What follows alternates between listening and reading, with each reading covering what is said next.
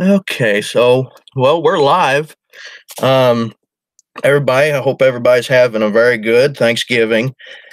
It's currently 7 p.m. Central Standard Time on November the 22nd, 2018. Thanksgiving is upon us, and bear with us. This is the first time ever doing a real podcast on my channel. I know it's probably not going to be the best, but bear with us. We're going to have we're going to have some fun tonight. We got, of course, I got Mr. Daniel Benoit with ECBRO. He is on the live chat with me here on the panel, and he's going to be on here to discuss some stuff. Hopefully there will be some other people joining us. I know my protege, the rookie for the Southern Illinois Monster Hunters team, Grady Powell, will be on here joining us in about an hour. So until then, we welcome you guys. We thank you guys for joining us for this show tonight. So Daniel, go ahead and say hello, since there's a lot of people on here that know who you are on your channel, but on my channel, there's probably some people who don't know who you are. So go ahead and give us a little rundown on you, bub.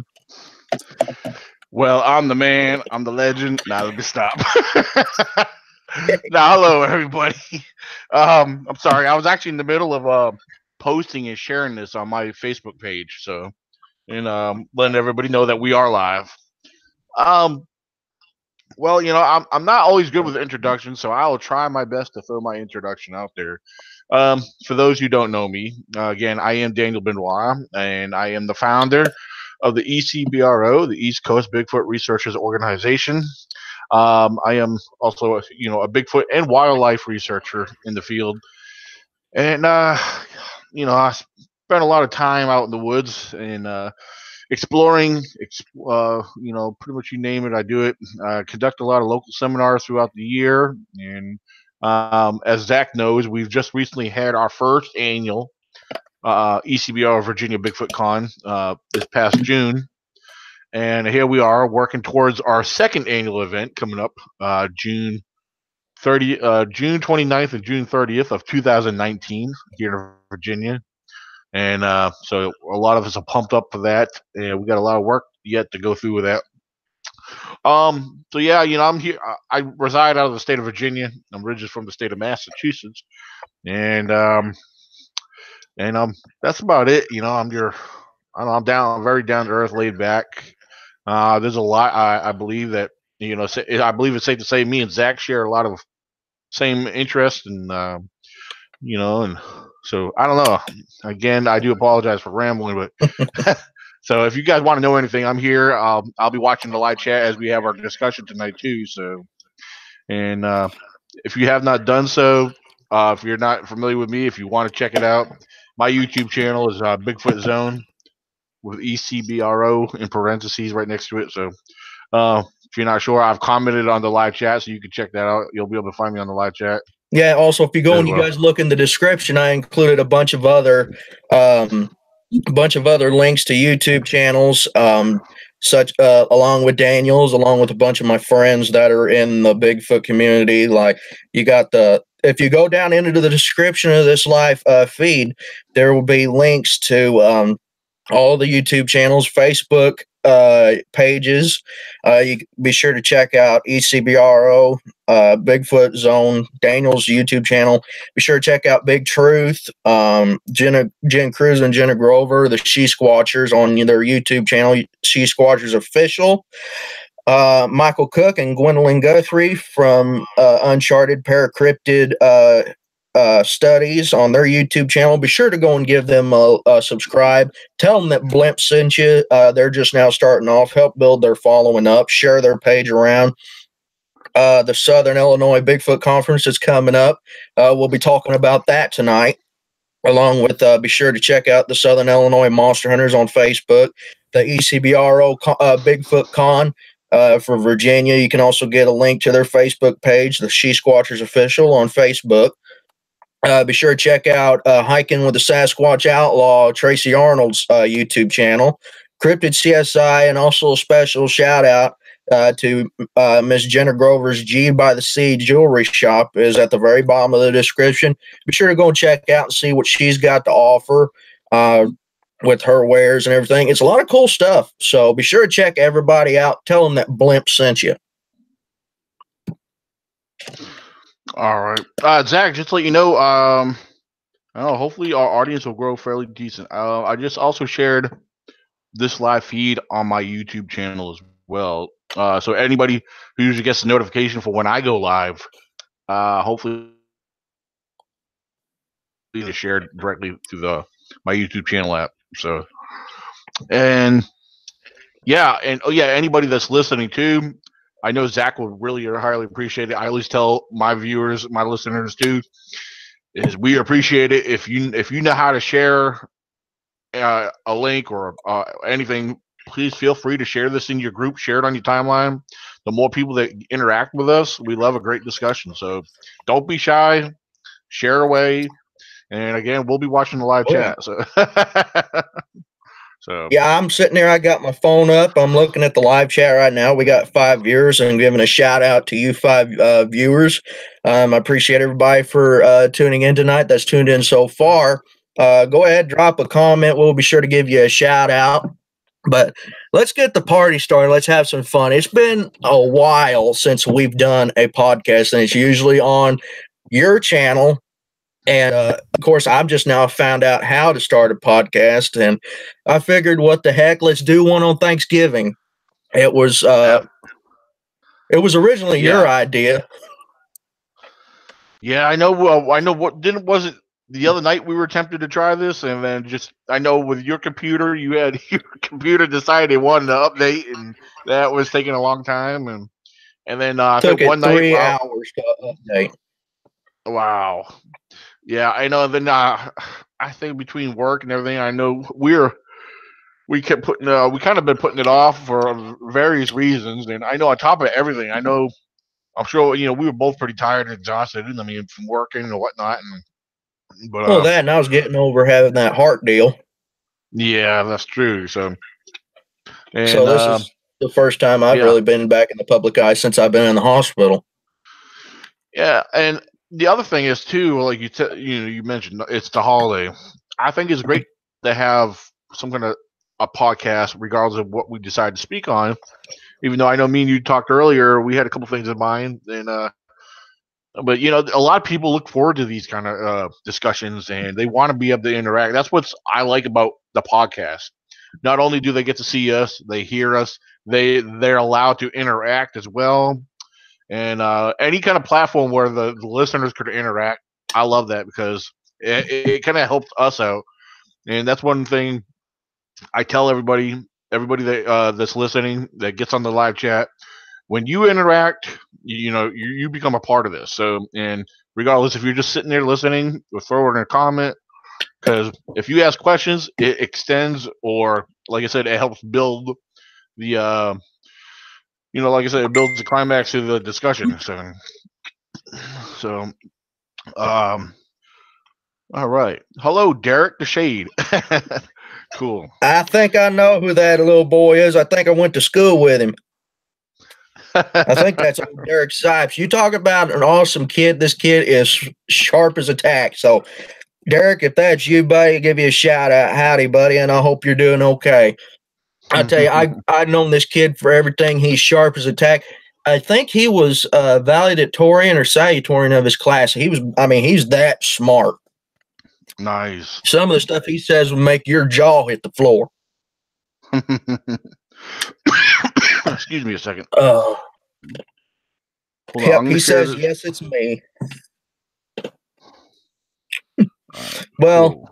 While you're sharing this around and everything, I'll give everybody a little rundown and everything. Tonight, I made a post on Facebook regarding the topics of this podcast. We're going to push the envelope tonight on certain things, and I've talked over with a couple people. I've got some feedback on them, and of course, their feedback they gave me was way in depth. I mean, it was hard for me to wrap my head around, and they brought it down. It was talking about the same links that I shared with you on Facebook Messenger about whether or not Bigfoot could be cannibalistic in nature, whether they are monogamous or polygamous, which is whether they are one mate or a whole harem of mates.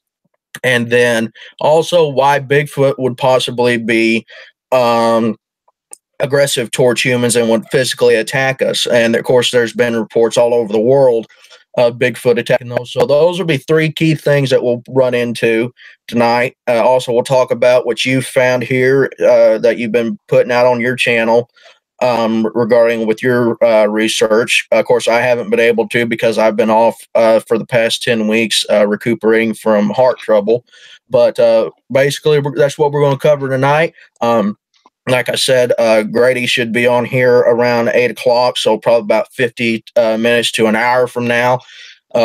This kid, I mean, I'll give you a little introduction on Grady. I have tried tutoring him and teaching him everything that I know from firsthand and from what I've found, and I'm trying to instill it in him because he's the next generation of researchers that are going to be getting in the field. And he's actually done some research himself outside of Illinois, like down in LBL, over in Missouri and stuff like that, because he travels a lot with baseball for Fall League and American Legion. So he's smart as a tack. He's book smart.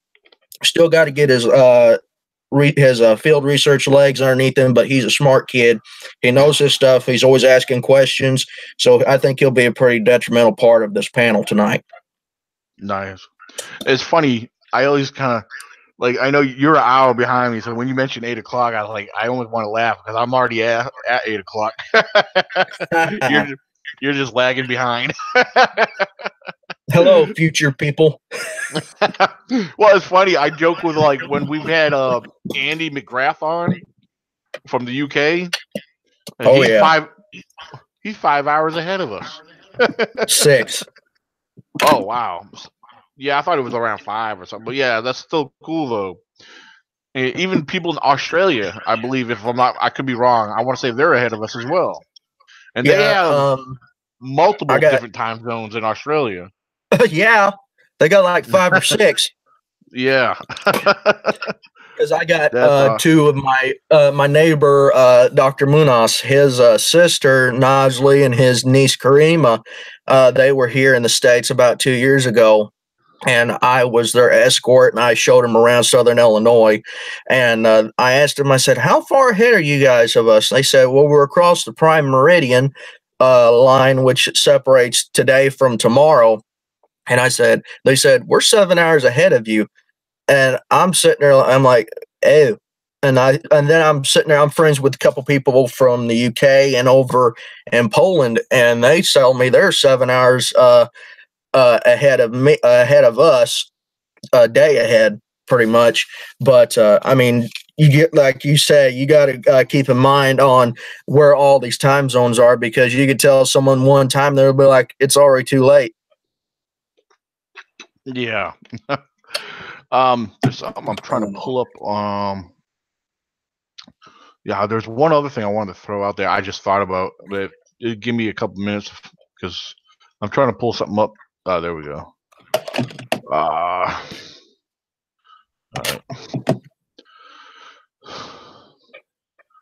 All right. See if he'll let me do it here. I'm not sure if he'll. All right.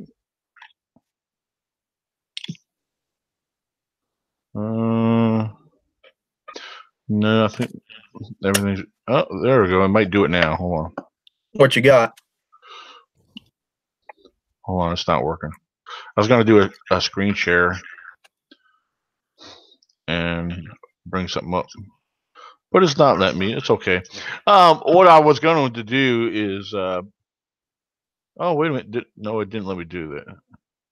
Why does it say I'm presenting to everybody? I didn't want to do that. There we go. I turned it on for you so that way I'm still learning.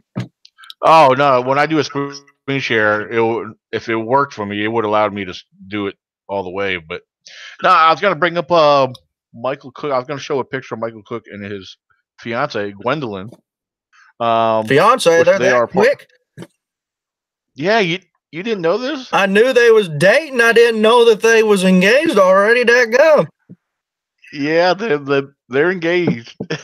Well, be dipped. Yeah, I don't want to quote it without saying it the wrong way, but they're para something. Uncharted Man, Paracryptid Studies. yes. And they are, of course, anyone who knows Michael Cook knows he's a resident out of Kentucky. The one thing I did want to bring up and mention that January 12th, 2019, Michael Cook and Gwendolynn are coming up from Kentucky to be a part of one of my local seminars, and that's going to be taking place in Waynesboro, Virginia, at the Waynesboro Public Library. Now, Michael Cook, he's been a part of one of my local seminars a couple of years ago, and it was a great success. And actually, I had a local seminar not long ago, a couple months back, and it was great. We had a great turnout.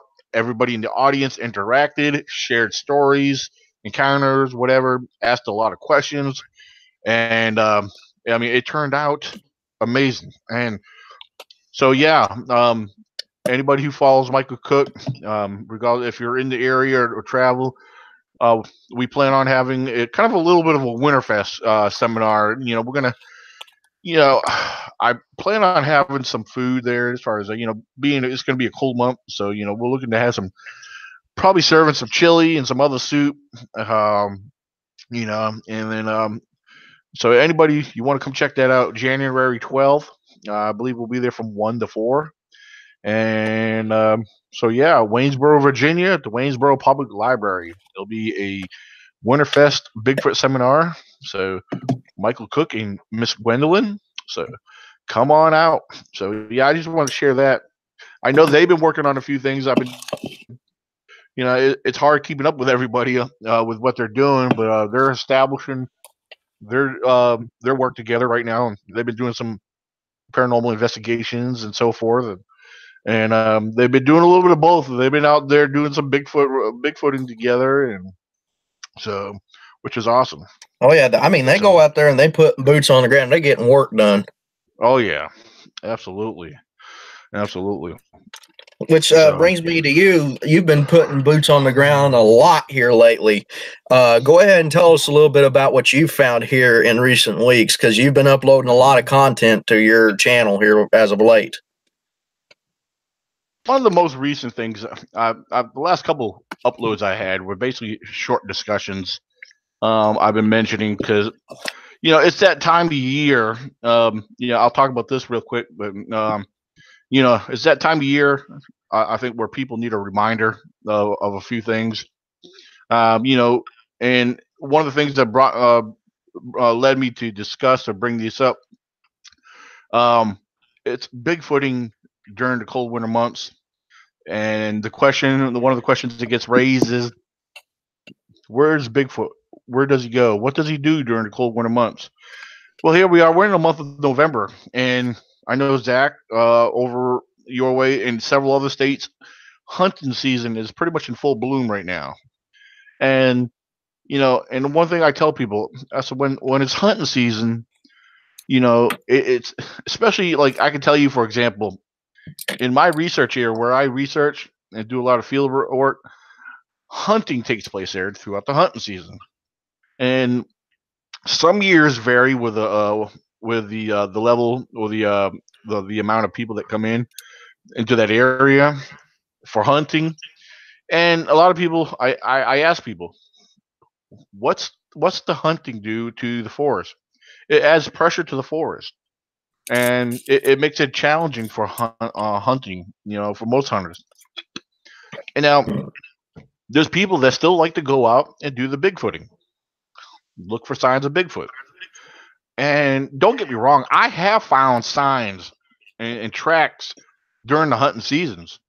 Now today I wasn't quite sure, but I was noticing some impressions today, but I didn't make no fuss about it. It's kind of one of those things where, hey, all right, that's cool. I know they're in the area here because it's my main area where I've always found a lot of good stuff there. But anybody who goes on the woods knows it's very challenging, and it's always a slim chance to see something anyway. But again, back to the hunting thing, it's adding pressure to the forest. So when the hunters move into the forest, what are the Squatchers going to do? They're not going to hang around and have you know, up their chances of being seen or spotted because they want to. So, they don't want to be, spotted. So they're going to move further in, deeper in. Some of them might even move up to higher terrain. So, hold on, Zach, you still there? Yeah. I'm still here. I just had myself Oh, muted. okay, cool. Because I saw my screen go blank for a second. I was just making sure. No, All I'm right. here. All right, cool. Yeah. So where I'm getting at is, with the Squatches, like I said, I do believe they go deeper in, and because there's a lot of pressure in the forest, and during the daytime, yeah, you're not going to see much, and I believe it's the same thing with a deer, because a deer, yeah, even though it's a very challenging time to catch deer, like this time of year, I know there's been some hunters already taking deer. Um, it seems like it's a little.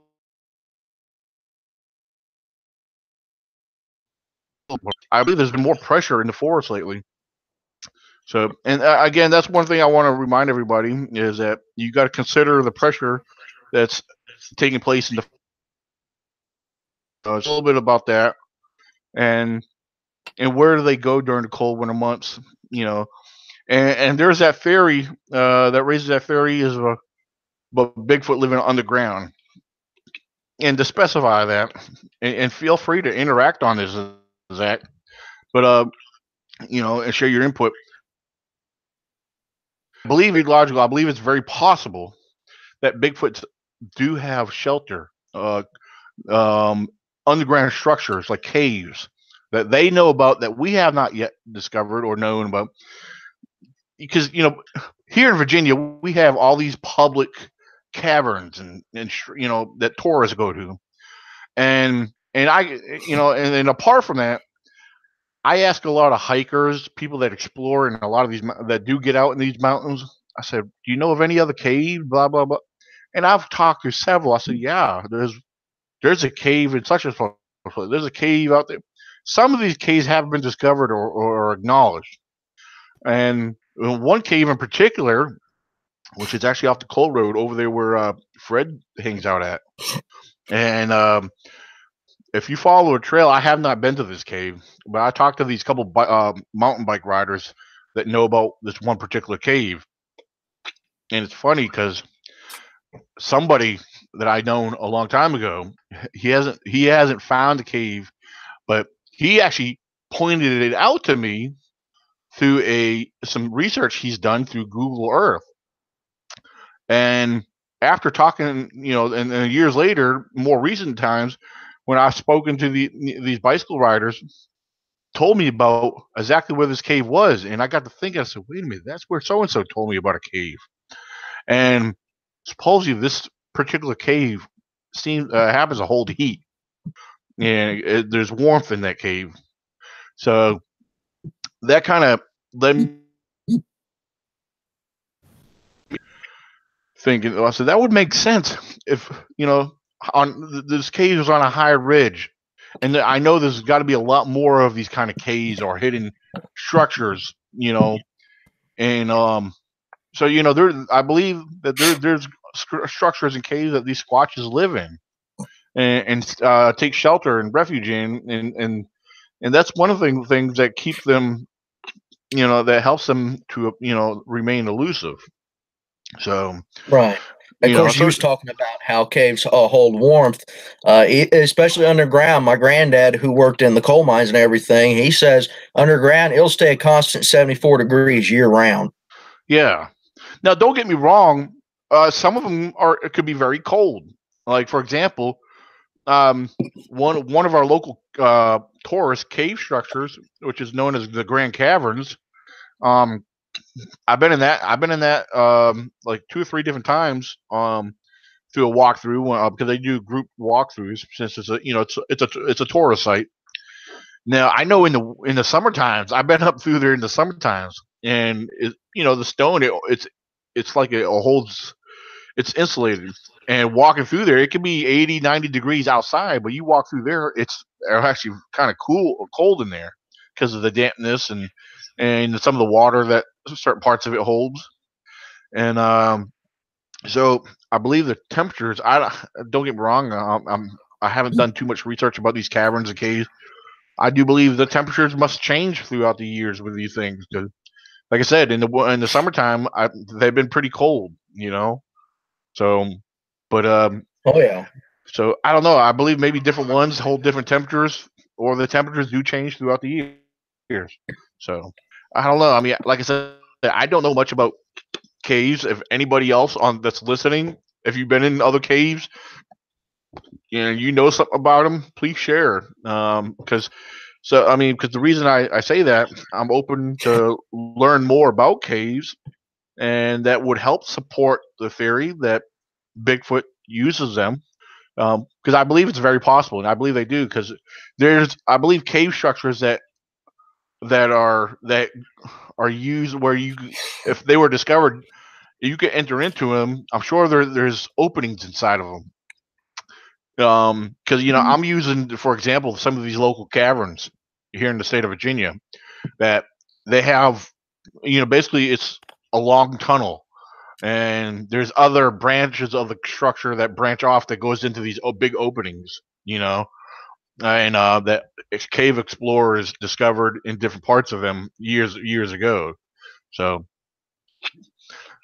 So yeah, that's just basically one of the things I've been actually talking about, and in very short discussions on a couple of my most recent uploads.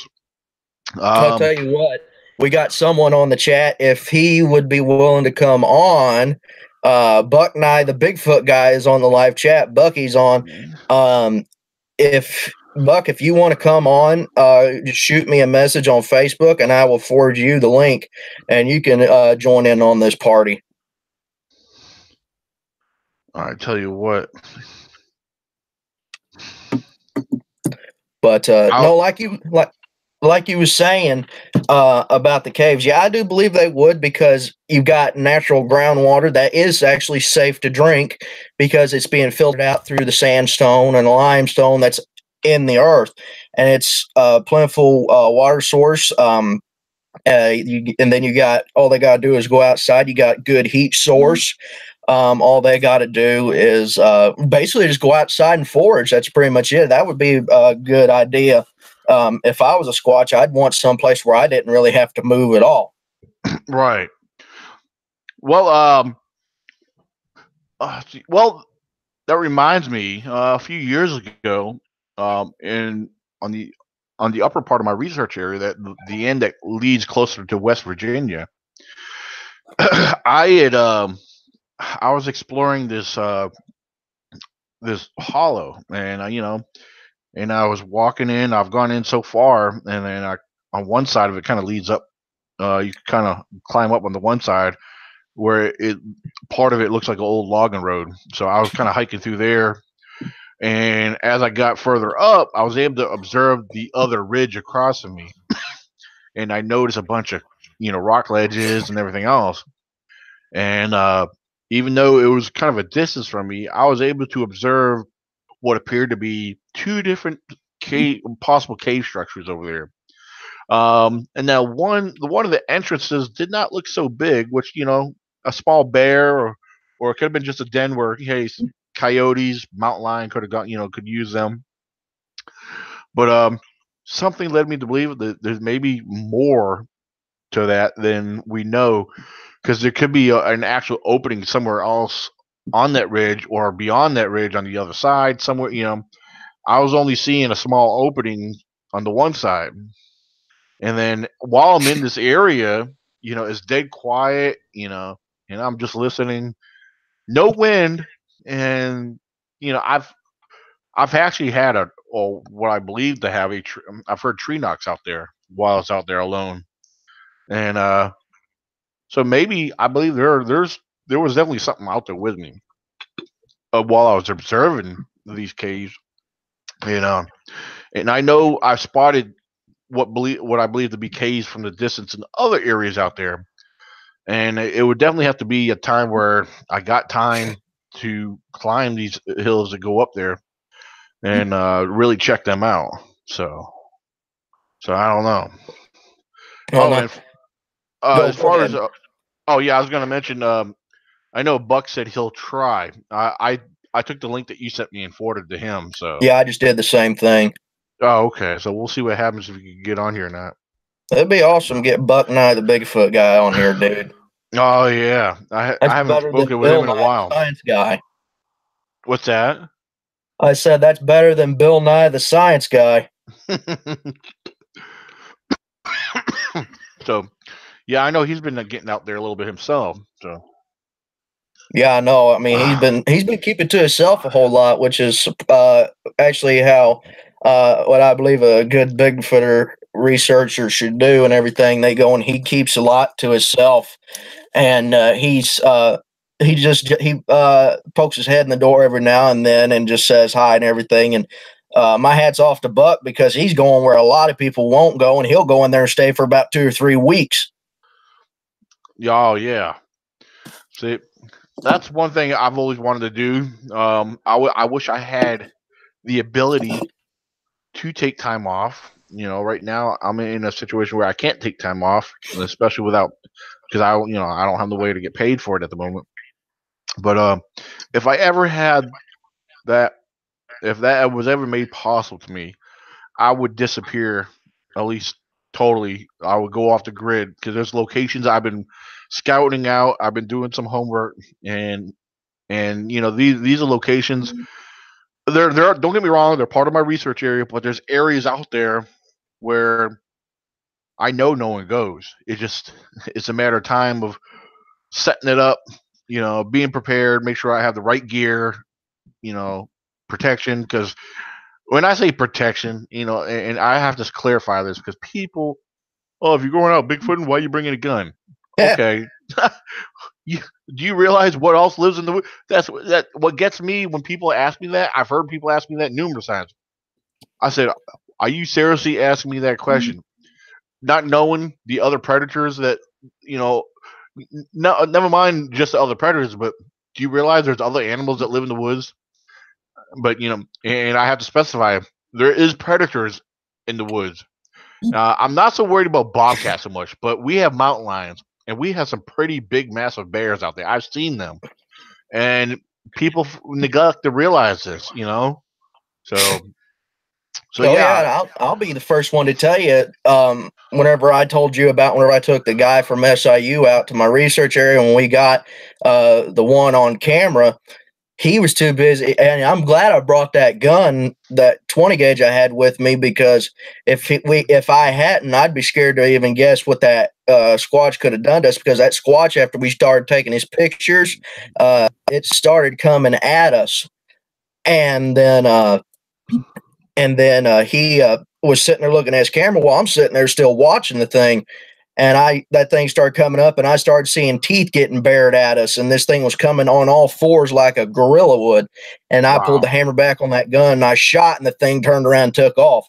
People going, they say you're not a real researcher if you're carrying a gun. I call bullshit. I don't know. I don't cuss a lot on my channel, but I'll make an exception. You guys need to carry some kind of thing, because even out here, that could have been a mountain lion. It could have been a buck that decided to charge because we were in his macera. I mean, there's a 50-50 shot with any animal, whether it be a little chipmunk or a big 500-pound grizz.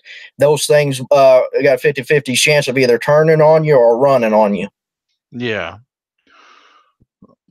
Buck said, he said, man, sorry, I can't get my email signed in at this time. I'll see what I can do, guys. Hey, well, Buck, if you got Google Hangouts on your phone, message me on Facebook your email, and I'll pull you on. Yeah. I just sent them a message. I said, if you click the link that Zach sent you, it should direct you to us. So, oh, look at this. Hey, we got Tracy Coughlin on here. Hey, Bubba. Hey, what's up? Awesome. Not what's a up, whole Stacey? lot. We're just having a party. Yeah, I've been sitting there listening to y'all. Nice.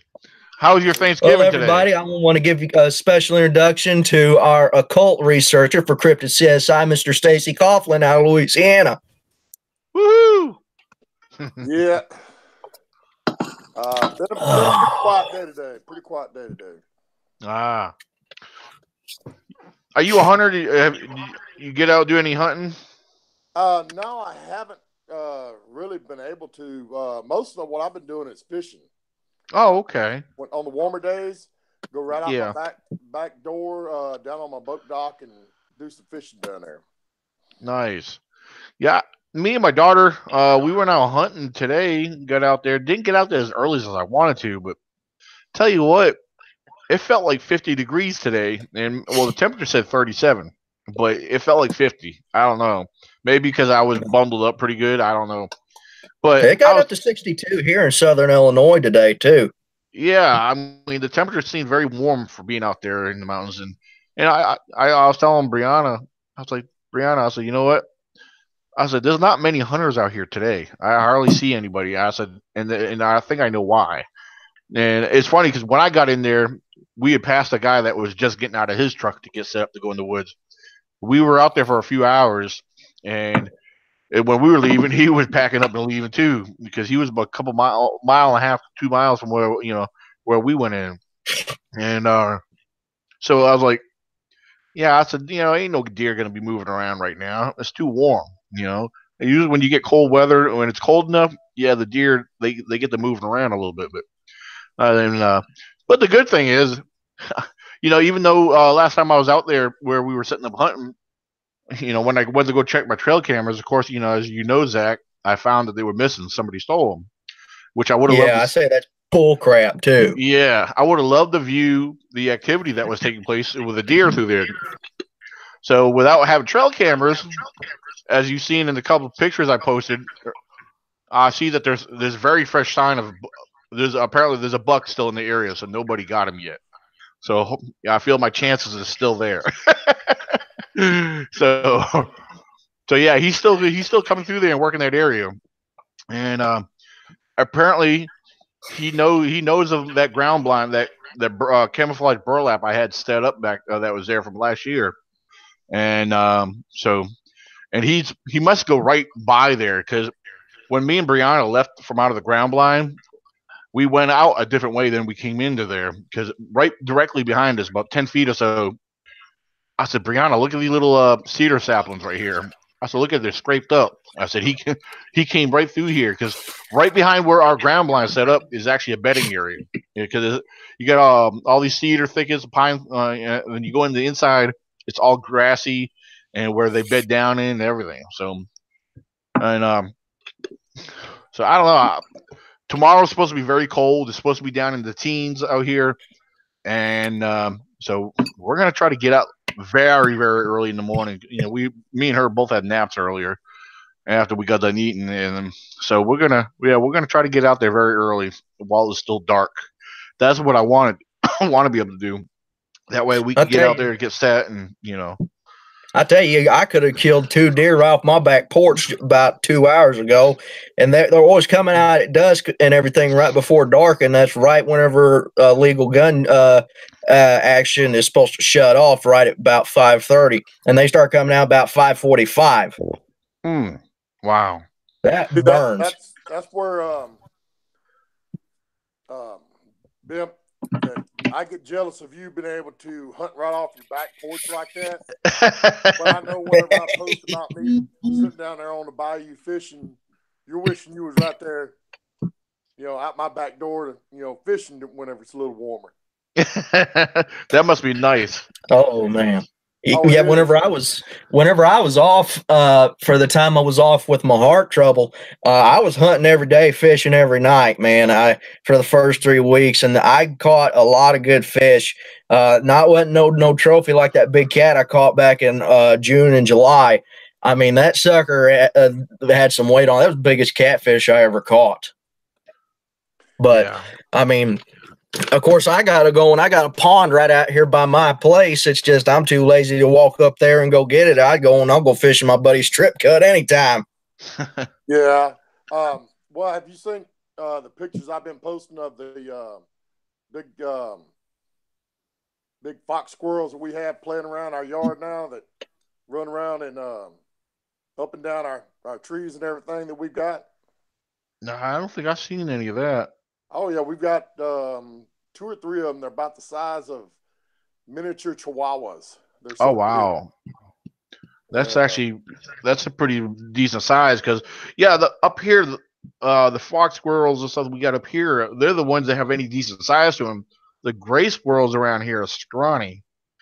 Dad used to do a lot of squirrel hunting back up in Massachusetts, and up there, I was kind of young to remember some of them, but he said, yeah, the squirrels up there are very big, where you could get something decent out of one squirrel, but down here they look like little rats. Yeah. Matter of fact, it was kind of fun. I was sitting out on walking around my backyard, and a eagle come flying right across about treetop level at my house, and I was able to sit out there and watch him for a good, probably solid 30 minutes, just flying around, just checking things out, and enjoy seeing the ducks every day. We got ducks that come right up to our back boat dock and everything all the time. Yeah. Down there in Louisiana, you guys are duck capital of the world. I'm not surprised. Well, Arkansas might complain about that, you saying that a little bit, but hey, So they can complain all they want. All my buddies on my team for the Southern Illinois Monsters, they go down to Louisiana to duck hunt every year. Yeah, well, right where I live right outside the city limits, and we have some Muskogee ducks that we'll throw some food out and everything. They'll come and they'll lounge around on the boat dock and eat some food, and pretty much leave them alone. Yep. You ever gone out there and try to feed them the bread, but put the bread between your toes, try getting them to pick it out of your toes? No, bread is actually not a good. It's not something good to give to ducks. Actually, the best thing to do is to use a cracked corn or something like that. Bread is actually bad for their digestive systems and stuff. Oh wow, I didn't know that. Yeah. Oh boy, I've been doing it wrong all these years now. I feel bad. Yeah, that's why I have a bag of cracked corn that I'll take out there and throw to them and everything, and we enjoy sitting there just watching them, just let them chill out on the boat dock. But now I was listening to you earlier, and I was listening to y'all talk about the cave systems and the movement of the Bigfoot from one area to another, depending on the weather and stuff. And I was doing some research for David Thundercloud up there in Maryland, and there was a couple areas that he sent me that was actually up on. I did some map work for him and found where the Bigfoot had a bedding area up the side of a cliff mountain area that he had told me for years or for a long time he had suspected it, but the fact of me being able to pinpoint that spot on a map for him without me knowing it, it kind of helped him out with his investigation of where he's going to look at. And a couple of times he sent me pictures back of stuff that he's found in areas that I pinpointed on maps for him to look at and stuff. Nice. Yeah, I'll give Stacy a little shout out. If anybody has any kind of, this man has a dying art at his disposal called map dowsing. It's like you do with dowsing when you're trying to find water or gold or whatever you want to find. This man has turned it into an art form, and he's able to go and he takes dowsing rods over a map, and he can actually pinpoint where there's sign of any kind of cryptid, whether it's a Bigfoot or a dog man. You can go send him the map of the area that these things were seen in, and he can give you darn near pinpoint accuracy of where these things are bedding down, sign of them in the area, because I've sent him stuff and I've went to go check these places out, and it is turned into, it's just phenomenal what he does, and it actually does deliver on what this man does. So if you guys have anything to do, I recommend Stacy to you because it's a lost art. Well, I'll tell you what, it's not the fact. The dowsing rods are what I use when I'm boots on the ground. what I'll use on the map is a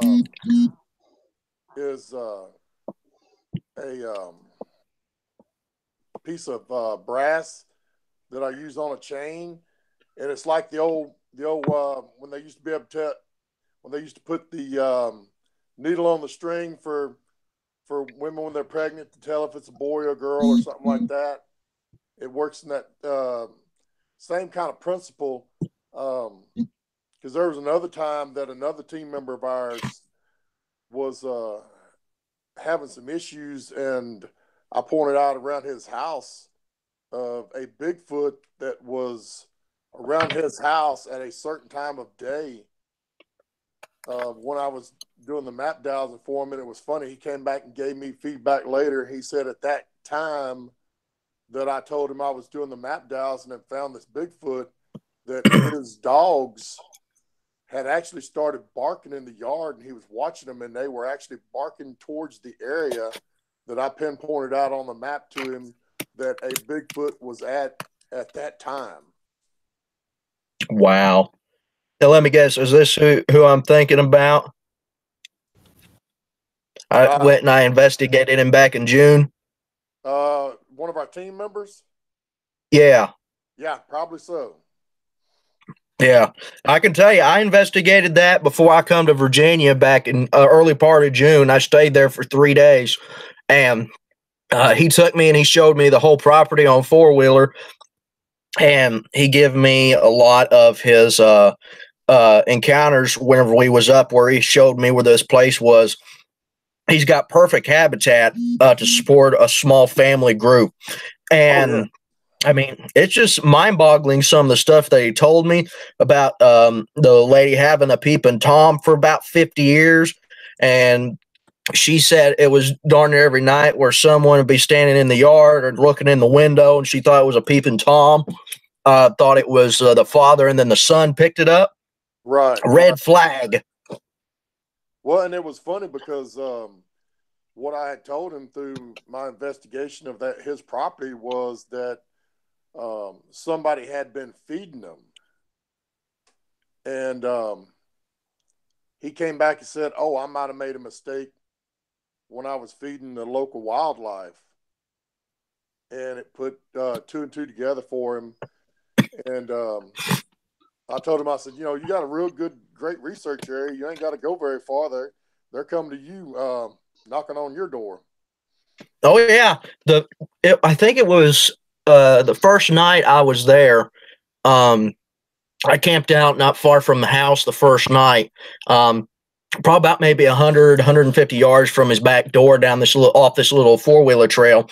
And I was in my tent that night, and I heard something I have like you guys saw the pictures of whenever I had my tent set up, I have that little orange awning that I attached to my tent, and I keep all my gear in there.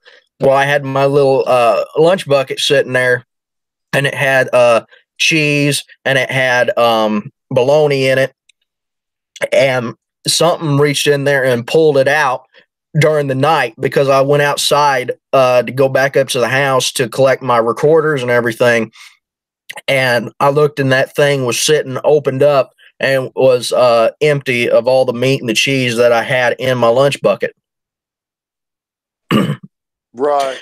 And then that was the second day that I was there, and I woke up early. I went up my truck to charge my phone, and of course, him and me, we always had a radio. Oh, I lost Stacy. Oh, there he is. I'm back.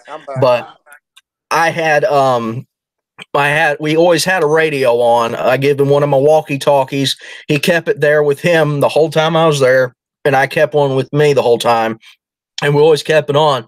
Well, I'm sitting there in my truck, just scrolling through Facebook and everything and getting up to date, letting everybody know how it was that was asking where I was at and how I was feeling. And he called me on the radio, and he says, "Zach, where are you at?" And I said, "I'm sitting in your driveway in my truck." He goes, "There's something moving around back here. The dogs are going ape." And I walked back there, and I turned my camera on, and I went back there, and he was strumming on the guitar, getting ready for church the next day. and he's strumming on the guitar, and he stopped and looked up at me, and I give him the sign, keep going. And he kept going. And I went back there in the tree line, and there was evidence that something was back there watching us, because whenever I come back, it took off. And he'll tell you, he goes and he pays attention because he's got a boxer and a pit bull, and those dogs are basically his eyes and ears that he can't hear and see. And he pays good attention to them dogs, and usually them dogs will tell you whenever something is afoot there in them woods. And he showed me a lot of the stuff. He showed me the woodshed that had the roof ripped off of it. And I measured where the woodshed was. It was 7 feet tall.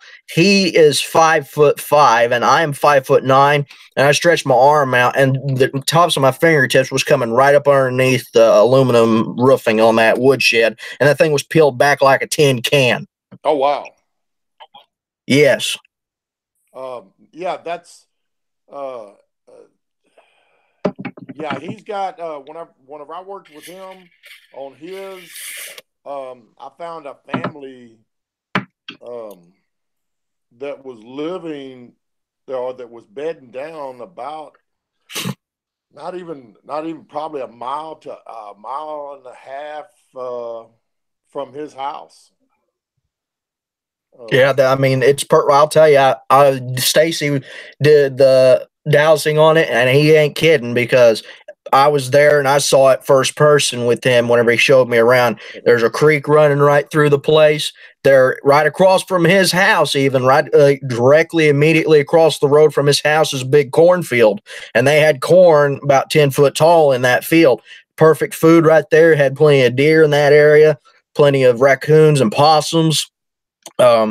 Plenty of berries to live off of, and I mean, it just is perfect habitat. I'll tell you firsthand because I was there. Well, and that was something that Daniel was talking about a while ago, about where they go at different times and stuff, and it was a lot of conversations that we had about some Bigfoot might stay in their area, and some Bigfoot may migrate. And one of the things I've noticed working with some of the different maps that people have asked me to dowse for them and everything is that when I find a bedding area, that a lot of times I'll ask it, is it summer bedding area or it's winter bedding area? And it'll tell me which one. And I'll ask them, do they stay here year round? Or I might investigate, do they stay there year round? And I get told, no, through my investigation of it. So the fact that they do move around and they do have different areas has been supported through a lot of the map work that I've been able to do for some of our team members and stuff. Right. Well, Stacy. Well, I was about ready to bring you in. What's your take on all this, Daniel? Well, because I wanted to ask Stacy's opinion, because I agree with him that I believe in some cases, I hear different people say, well, it's that time of year they've actually finally moved out of my area. Well, yeah, I believe it may vary in different areas. In other presentations I've done, just explaining, because I found signs in my area that they, just like the bears. A lot of people think, well, bears during the wintertime they hibernate. People don't realize not all bears hibernate. They do move around. So with Sasquatch, I do believe they get out and move around, and some of them hang out in these areas. And for those that do migrate, I want to know your opinion. Some people believe when they talk about migrate, or when a Squatch or Squatches move out of any specific area because of the season or whatnot. Do you believe that it's possible that they may move, like when they migrate? Like, say, for example, I'm here in Virginia.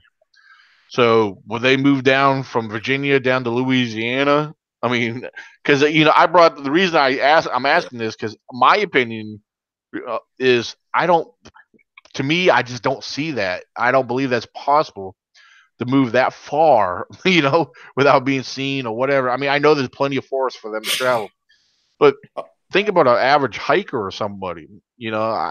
I could see them moving maybe within miles, because I've gone on a single hike before.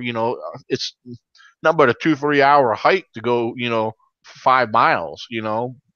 So if you're not taking your time, but you know, um, I don't know. I mean, what's your take on that as far as how far do they move when it comes to migration?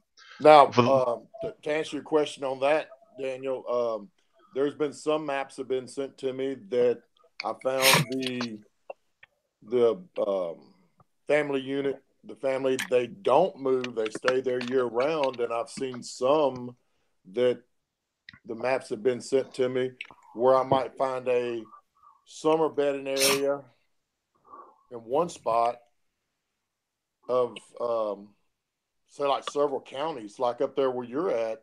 Yeah. I'm just guesstimating right now, I might find a summer bedding area down in your area that you generally work, and I may find something 20 miles away that they call their winter bedding area.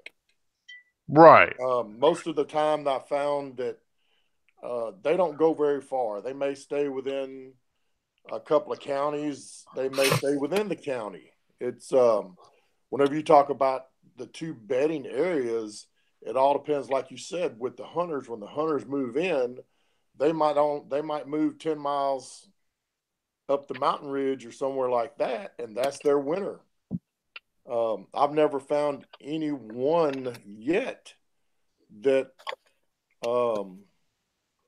moves a great distance as far as a state or two. That distance I have not found from any that off of any maps that I've investigated that people have asked me to look into. But I found a lot of bedding areas that are probably within 10 or 20 miles of each other. And I found some that they don't move at all. Yeah. The one team member, like we were talking about a while ago with his house, with the family, with the Sasquatch, with the Bigfoot family that he has there, the bedding area that I found for them is their year-round bedding area. They don't migrate. And it could possibly be because of the food source, that they don't feel threatened from hunters or anything like that. There's a lot of different variables that could go in there of why they would move and why they would not move. Yeah. Yeah, that makes a lot of sense. I can see that. Like you said, it may vary on each group, or in the layout of the land, the habitat, and what food sources are available for them there. So that makes total sense. While we're sitting there and it's still fresh in my mind, hiking with Sean Hurst, he said Hurst, Illinois. That's not far from the Big Muddy Monster area. Nice. I mean, of course, right there where Hurst is, there's Crab Orchard Lake directly to the south of it. And we go through Hurst a lot with where we go with work. We'll cut through Hurst going to Carbondale from West Frankfort. And it's a small community. Probably, I want to say probably about maybe 400 to 500 people. And it's a one stoplight town pretty much. And it's right along the Big Muddy River. The Big Muddy Monster was first seen in 1972, I believe. First time it was seen was in Riverside Park, but it ain't the first time that I've heard of reports coming out from along the Big Muddy River, because right where Stacy was talking about, where the guy I did the field investigation, he lives not too far on the other side of the Big Muddy, just about maybe, I want to say about a half mile, and then about maybe another 15 to 20 miles from his house directly to the west is the Mississippi River. Yeah. And you got all these rivers that are coming and feeding into the Mississippi, and all these little creeks that come off and feed into it. Perfect travel route. So I wouldn't be surprised Bigfoot doesn't get around. And to go with a story that would probably answer to what you, or probably would, with what you were talking about, Daniel, with like you've always heard the Ohio grassman, they say he moves up through there and he's got such a big travel route. that he travels, they say, no, I've never found a Bigfoot so far that travels like what you've heard with the Ohio grassman or anything like that. Right. I haven't. Oh, okay. Yeah. It's funny, Ohio's considered one of the squatchiest states here in the country. And, right between Virginia and Ohio, got West Virginia. And that's another thing I've been gathering over the years. I've been gathering reports. And up till more recently, I've been getting more. And one of the things I shared, because I was just on Night Callers Radio the other night, a couple nights ago. And one of the things I shared with them, more or less towards the end of the interview, is the cluster of reports that are coming out of West Virginia. And, because just like in my research area, when I hear of other things from other people, I document it, I note it, and because, people always ask me, is there a pattern being developed? And, with that being said, yeah, there is. That's one thing I try to pay special close attention to, is the pattern of reports, where they're coming out of. It kind of lets me know that to me, that's telling me there's a population in there, and to me, that's what it is. It's telling me there's a population there. If people are being honest and truthful, that was, when we gather reports, of course we have to take them with a grain of salt, but at the same time, we have to consider them that they're hopefully being honest with us if they're really seeing what they are claiming.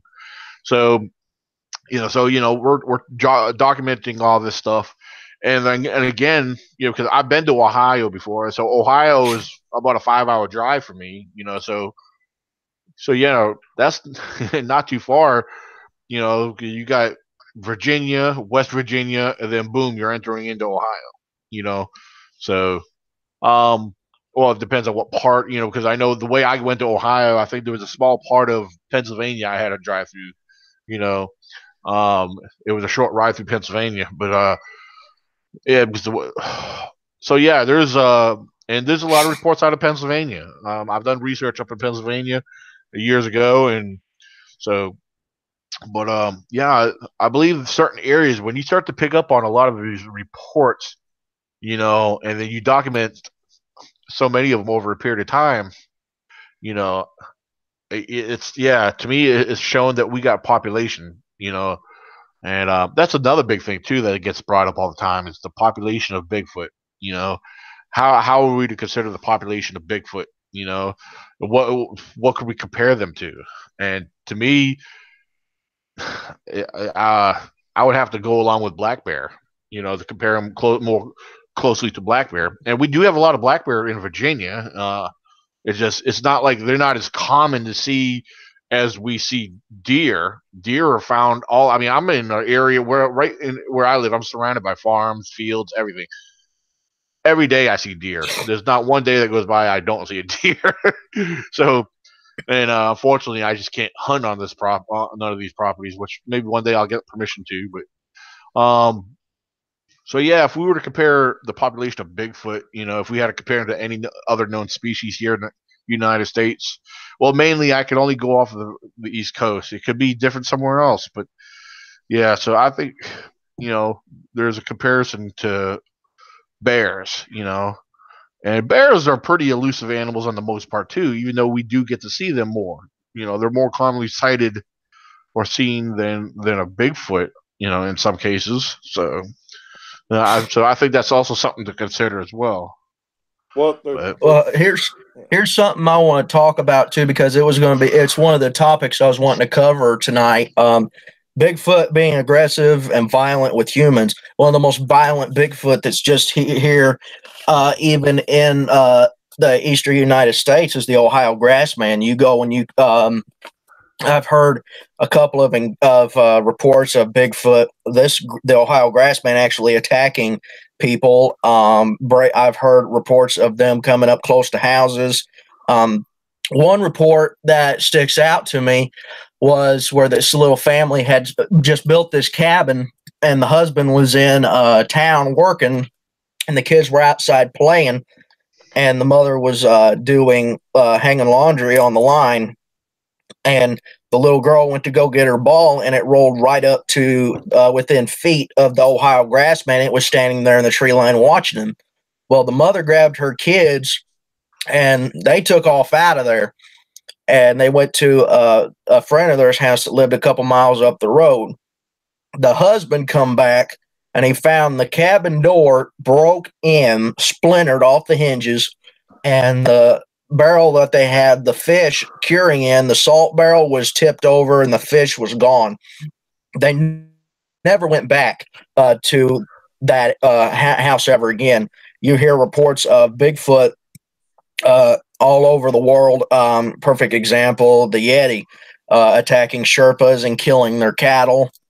You hear of, like with the Falk monster down in Falk, Arkansas, from the Legend of Boggy Creek coming up and reaching into cars and attacking people on the porch of their own house.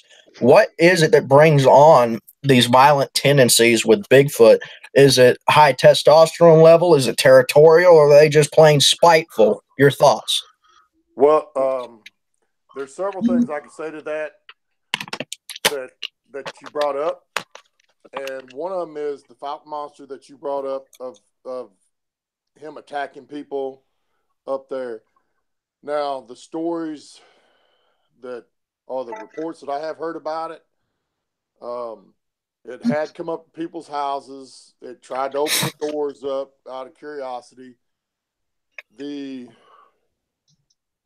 attack that sticks out the most was the brother-in-law who the two families were there.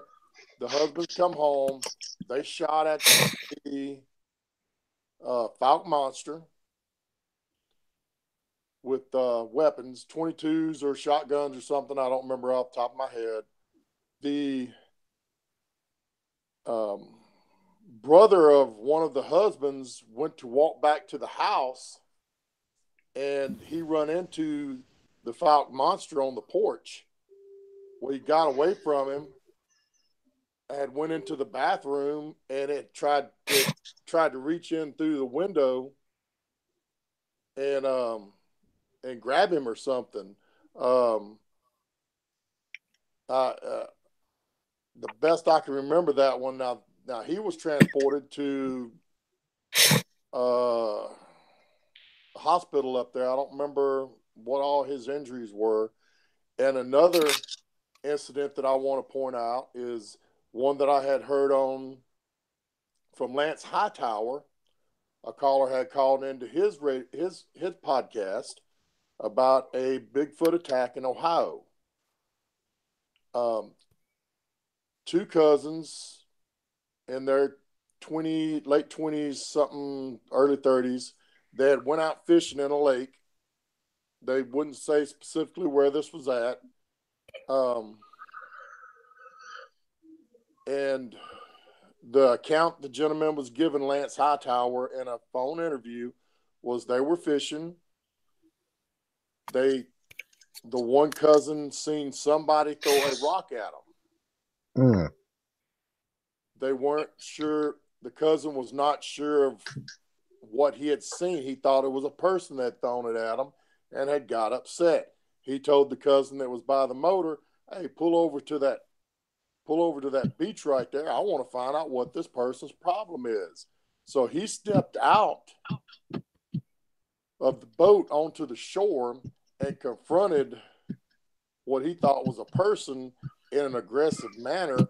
Well, the Bigfoot wound up attacking him, hit him like an NFL linebacker, knocked him across the boat.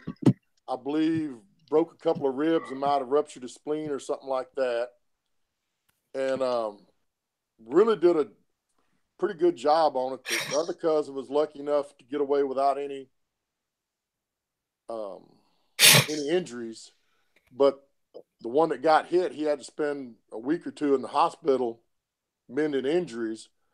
But the point I was going to bring up about this was the Bigfoot was probably trying to warn them, and they got aggressive back towards him.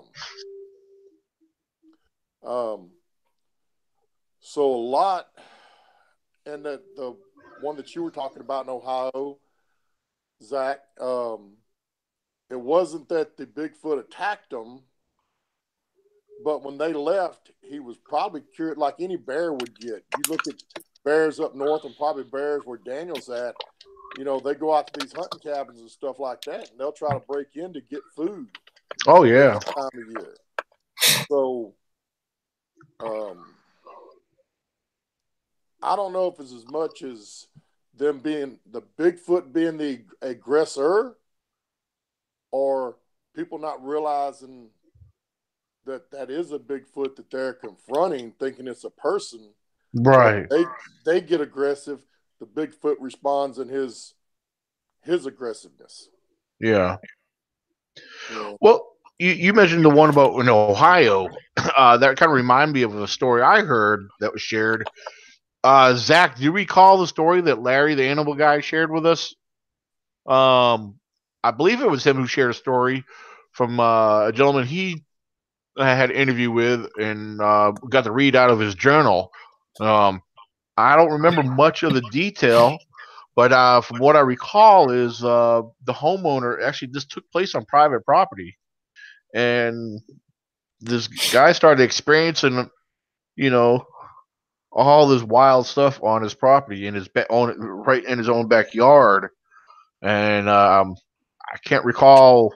Like I said, I can't recall the details of how close this creature got to him, but he had yells and screams, a lot of growls, you know, and he's seen this creature appear several times in the evening in the backyard, and I don't remember. I think there was, I don't know, it was enough to frighten the guy. Was, I guess, frightened, didn't know what to think, because, you know, and I think what was going on, you know, this creature was kind of, to me, the way what I recall from the story is like this creature was kind of pissed, you know, and I believe what happened was his territory got invaded.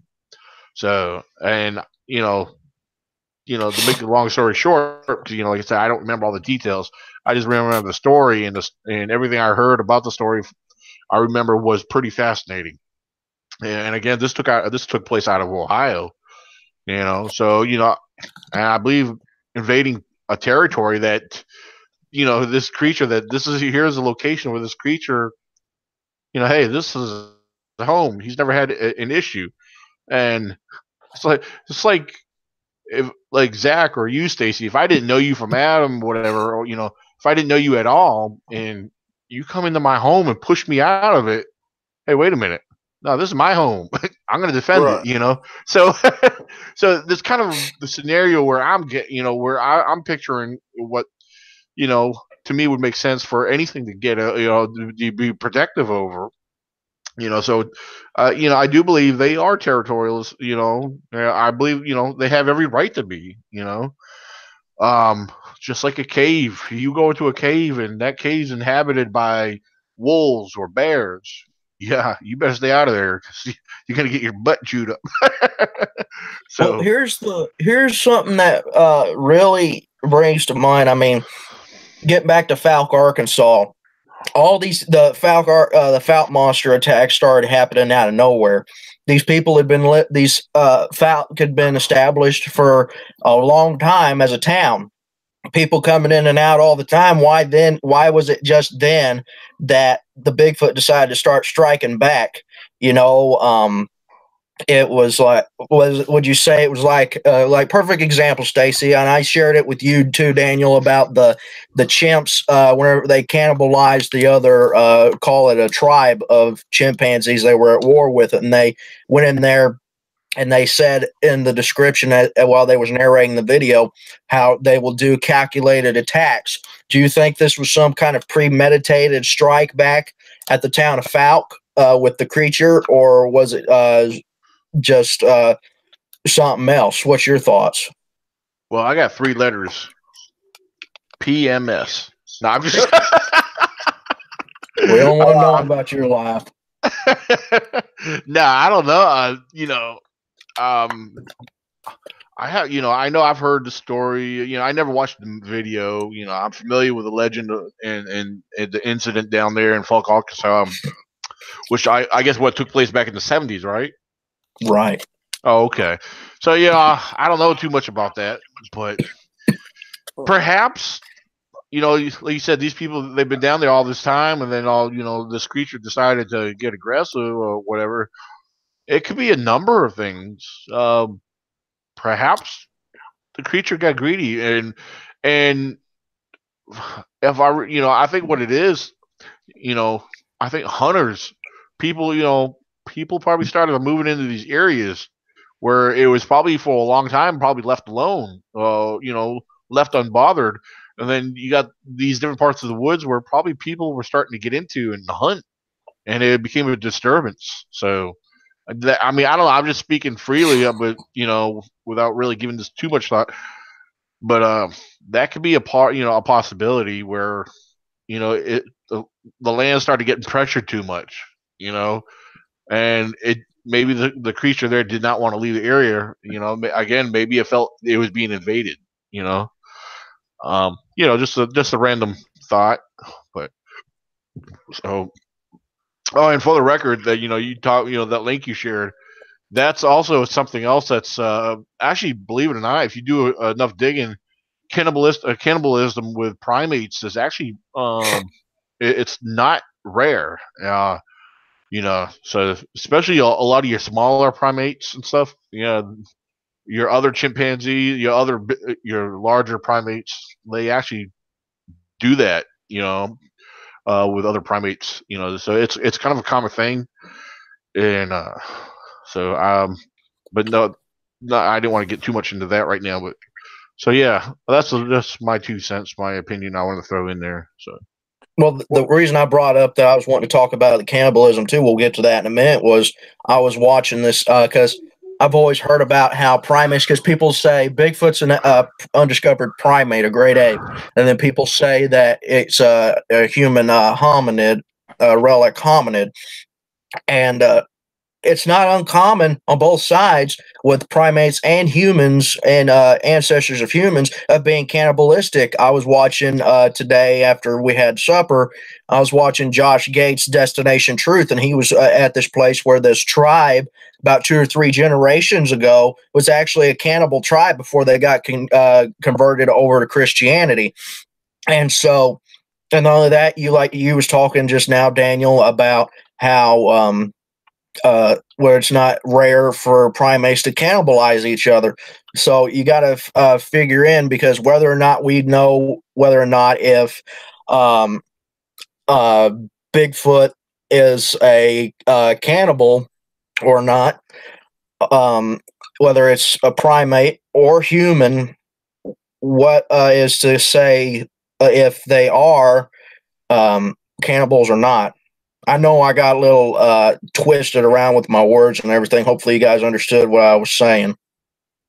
Yeah, I understood what you were saying, Zach. And to go back on what you had said about with Falk, yes, that happened in the 70s.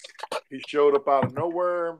He was there for a short period of time, and then he left. They haven't. There might have been 1 or 2 vague reports since then, but wherever he came from and wherever he went back to, nobody knows. Now, as far as aggressiveness, a story that you shared with me one time is about the best example of a Bigfoot reaction with a human that shows their aggression to non-aggression. And that was the tent and the cooler story that you shared with me. Mm-hmm.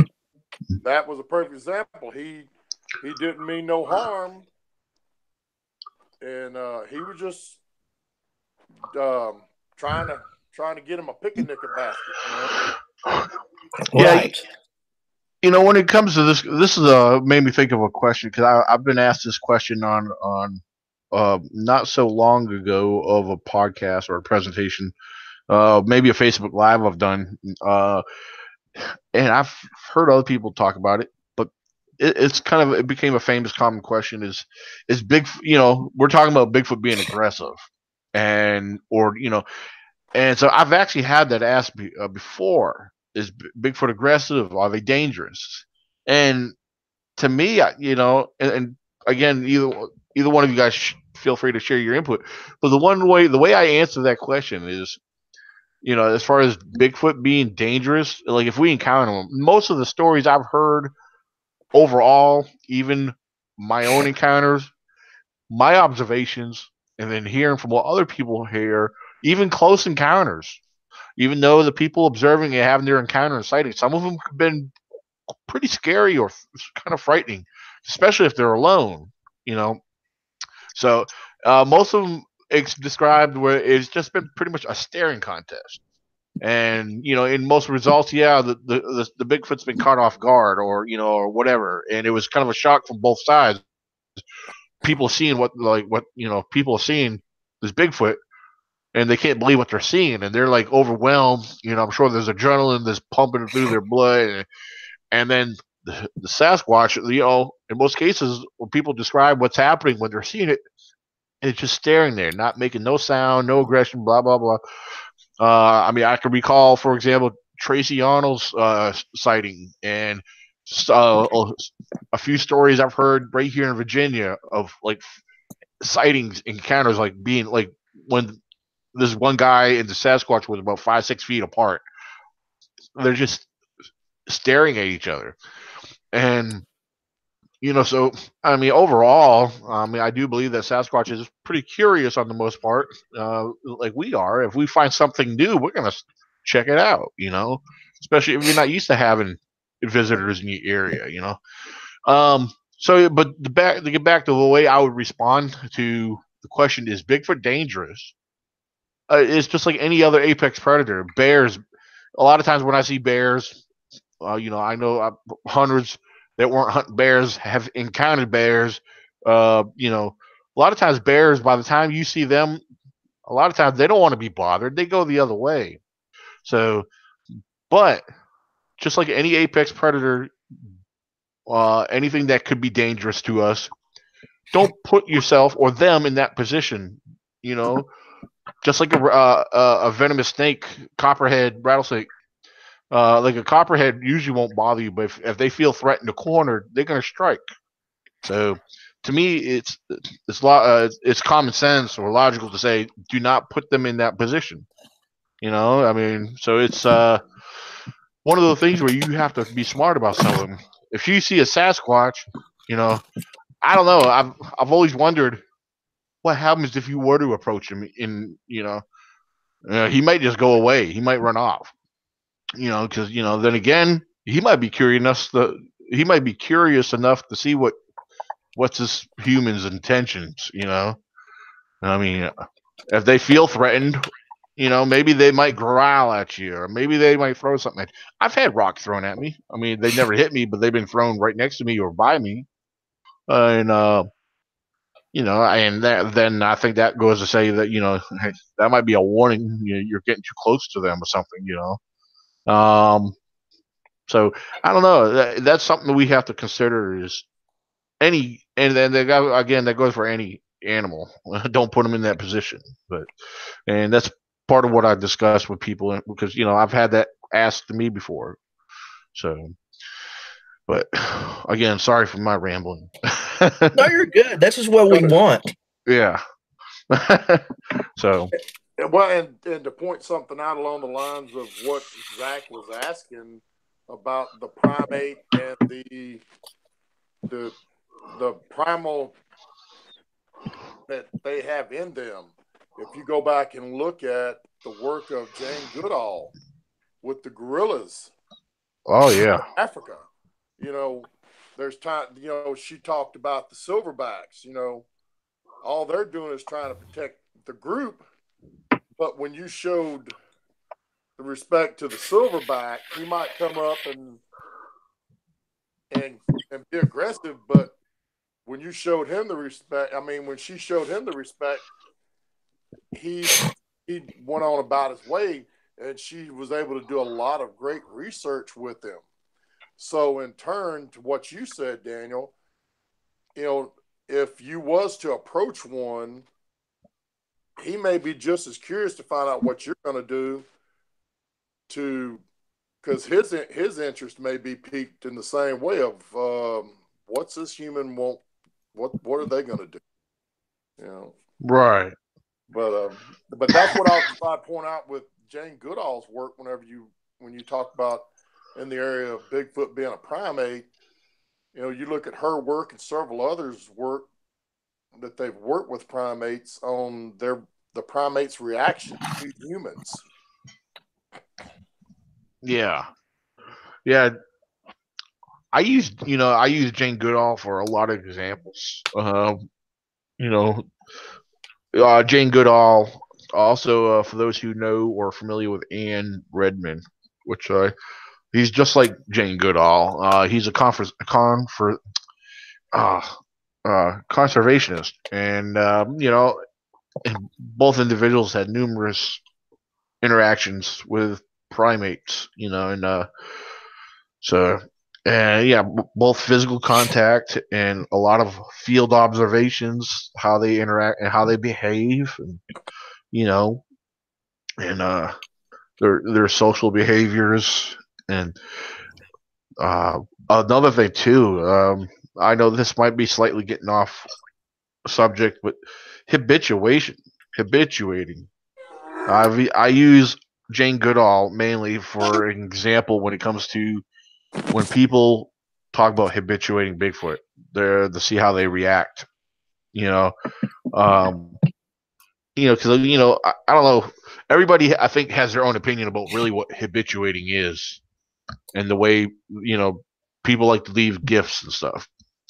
Which I guess in a weird roundabout way, that is some form of habituating. But in my opinion, when people just leave something in the woods, go away, come back, it's gone. That's, to me, that's kind of I'm trying to think of the right way to put that. It's more of a false presentation or a false lead, because assuming that Sasquatch is taking what you're leaving. Because when it comes to habituating, that's why I'll bring up Jane Goodall. When she habituates, she's there observing physical eye contact and watching there in person, and seeing how they interact, to certain reactions that you do, and that's what people don't get, what habituating is. Now, don't get me wrong, gifting is cool. I believe in it. I totally believe in it. But that's where we have to be a little bit careful when we're gifting, what we're gifting, how we're gifting, what, and so forth, because that can be very misleading, because there's go ahead, jump in on that. No, you were talking about habituate, and I was sitting there. Once you started talking about habituate, it brought me right back to the conference whenever Ed Brown had the mic and started talking about it. Oh, okay. Remember that? He really went in depth with this thing. He was talking about people going, they'll set out like donuts and everything, and him and Dan Lindholm actually tested this thing just to shut someone up.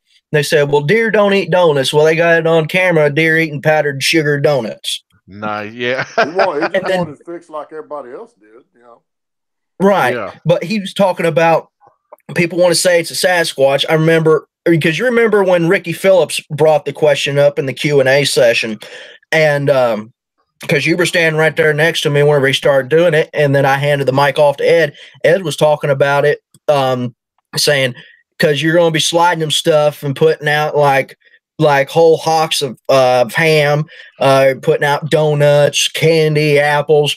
You're going to think it's a Bigfoot whenever it could be a bear. And he said it could be a bear, and then that bear's going to get used to you feeding it, leaving it stuff to eat, and then you forget to put stuff out because you had to work late that evening, and then someone's little kid gets ate. Yeah. Right. Well, do you remember the episode of Finding Bigfoot? I believe they did. They used. I think they left donuts or something along a log, and they also left. They sprinkled the ground with some kind of powder to see what comes around. Daniel, do I look like someone that watched that show? Well, anyway, it was an episode. They were experimenting with donuts or some kind of snacks they left out on a log, and they sprinkled the ground with powder. And they came back the next day to check on it. Behold, there was raccoon tracks everywhere. so, and that goes to support more what I'm always telling people. When you leaving stuff, gifting, whatever, don't forget about what other animals that do live in the forest. There's all these other species that we're assuming that everything's Bigfoot related, but people neglect that and fail to realize that, hey, don't forget about this, don't forget about that. Bigfoot should be your last answer. Yeah, I mean, that's why it's important to rule everything out very carefully. So, hey, I'll admit I watched Finding Bigfoot because Renee was a great field researcher. Are we supposed to laugh? Yeah, because I wanted to, but I mean, don't get me wrong. I know she's supposed to be the objective one, but there's some situations when I watched her, she was a little too objective on some things. I was like, and I'm very objective myself, but with some of the stuff she was objective She's uber objective. She would be, yeah. But she was just overdid it on some things. Sometimes that's what we need, though, is that person to be that objective, though. Oh yeah, absolutely. And yeah, I mean, I get that. We really do. And I know sometimes, I mean, it's just certain things that she was objective on. It was like, some of the things she said, just like, I just don't get. I didn't get some of the things she was like. Well, it could have been this. Well, really, So. But and it does, and you're right. I mean, when you do leave something out there food wise or anything, you've got to look at what the local wildlife could be doing. Yeah. And it's something else I was thinking of that we had a conversation earlier that when I was talking to Zach on Facebook Messenger, and we were talking, and I pointed out to something I pointed out was, and it goes along with that because he was asking about the primate and the primal instincts, and I pointed out to him that a lot of times it's not as much as what we'd say they would lose the primal instinct, but it's where they're at. They don't have this issue with technology. They don't have this issue that we have with what's right and what's wrong. Yeah. So it's how they're based, their culture's based in where they're at. And so when we interact with them, we got to interact with their primal culture. Yeah. Well, I gotta stop you right there. Ladies and gentlemen, introducing the man, the myth, the legend from B County Bigfoot researchers, Mr. Baltimore Galvan Jr. has just joined us. Ah, woo! How y'all Hey, doing? Bubba. Hey, Baltimore, has anybody from Night Callers Radio contacted you recently or yet? No, not yet. Okay, don't be surprised if you get a message from a Lori Dyerwood or yeah, it'll probably be a lady by the name of Lori, and Okay. yeah, because she's her and her daughter do they're the host of Night Callers Radio, and they're really nice people, very laid back. Lori, the main host, the mother, she's actually from Texas. So, Oh, great. yeah, and they're very great people. And so I was just recently on their show as a guest for the fourth time, and just a few nights ago, and one of the things we did end up bringing up, I brought you up, and I made sure she wrote your name down. So, and I actually sent her a link to your Facebook profile. So, eventually she'll probably be contacting you to come on and talk on the show. So, Great. yeah. So yeah. So I said you want somebody real good, somebody knowledgeable, and especially familiar with because she brought up. I think it was what it was. She brought up Texas, and that's what made me think of you. So, How you doing, Yeah. Baltimore? Good to see you. I am doing good. I'm doing real good. I was out in the actually when hunting, got myself a nice little buck nice. this morning, and what kind of floored me was the sound of the animals changed a lot, and Really? yeah, coyotes been acting a little bit more differently. I've been hearing a lot more wildcats and things like that, and sounds that I can't say 100% it's a Bigfoot, but it's something that I haven't heard before. I'm just trying to figure out exactly what it is. Maybe it's a new species that came in down from the hills of Mexico. I just don't know. So, well, you're close enough to the crowd of the caravan. Maybe it's the caravan moving in. well, I tell you what, people. I mean, there's no telling. That's one thing. It's we always keep our eyes out looking for people like that. We have our trail cams and stuff like that. Oh yeah. So we always have our eyes and ears open. So that's what we do. Yeah, talking about trail cameras. I don't know if you're familiar. A few weeks ago, or about a month ago, when I went to go check my trail cameras, they were gone. Somebody had taken them. Oh no. Yeah, and well, me and my daughter, when we went out hunting this morning, we made our way back there where I had my camouflage burlap ground blind set up, and I mean, yeah, it was kind of a slim chance because up here the weather was actually kind of warm. It felt warm to me anyway, and I was like, yeah. I said, there's really no other hunters out here, and they probably, I kind of picked up on why. Because usually when it's colder, the deer will move around a little bit more. Right. And I was like, well, we stuck it out for a little bit, but the whole time we were sitting down there behind our blind, I was like, I looked up and about 20 feet in front of us is Brianna. Do you see that? And even though I don't have my cameras to see what's moving through the area, I said, Brianna, look. There's a fresh sign of a buck right here. This rub is very fresh. He's still shedding his felt off his antlers here, and because I got down and close to it. I said, man, this is very fresh. And then like 10 feet behind us, on some pine thickets, cedar tree saplings. So I said, look, he's passing right by this ground blind to go into this bedding area back here, because that's where the does hang out at. So I said, well, at least I got signs. I got evidence that he's still around. Nobody's taken him yet. So hopefully I'll have some redemption this year. Oh, definitely. I told Brianna, I said, I'm going to get some camouflage duct tape and duct tape her to a tree. That way she ain't moving and playing with her hat this time. Because that's what spooked the buck from last year. Yeah, I had a buck almost coming into my crosshairs, and then I'm waiting for him to get into position. And next you know, he snorts and blows, and I realize I look down real quick, and I noticed Brianna's moving and playing position in her hat, or her hair underneath her hat or something.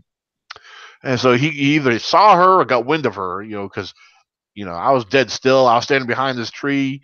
I was like, man. I was like, come on, we're going. We're done here. He ain't coming around anytime soon. Before we go any further, while it's still fresh in my mind, Baltimore, I got something to share with you.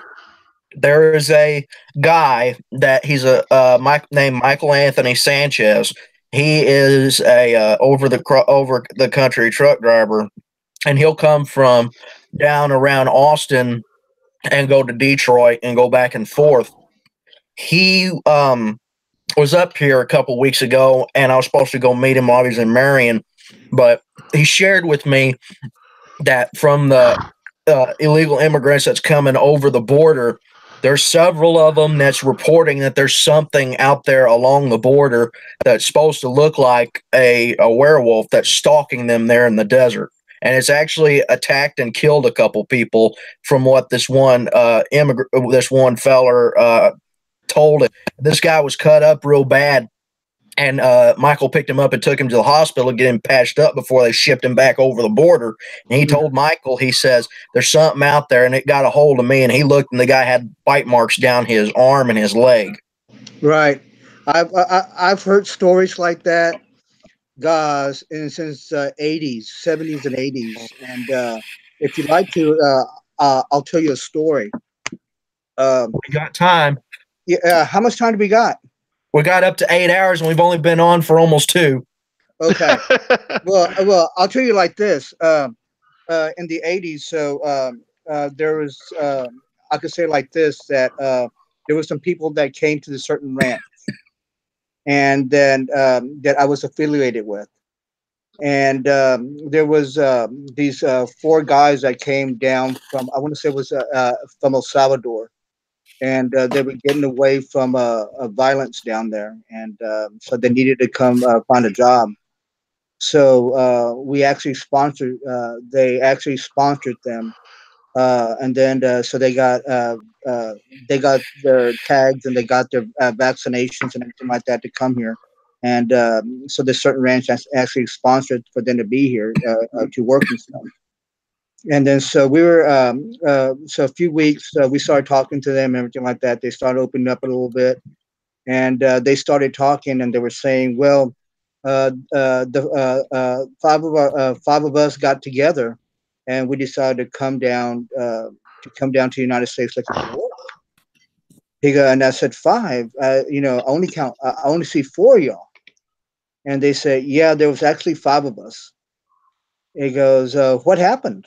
He goes, well, we got they crossed the river and they went towards a certain ranch, certain area down by the river, and the night fell, and then they heard some screaming, and they got scared, and they all scattered in different directions, and then all of a sudden they heard their buddies, one buddy just screaming bloody murder, and so they all got scared, and they scattered more. And the morning came, and they all got together, and they found each other, and they went back to go check if they could find their friend. And they said that when they got there,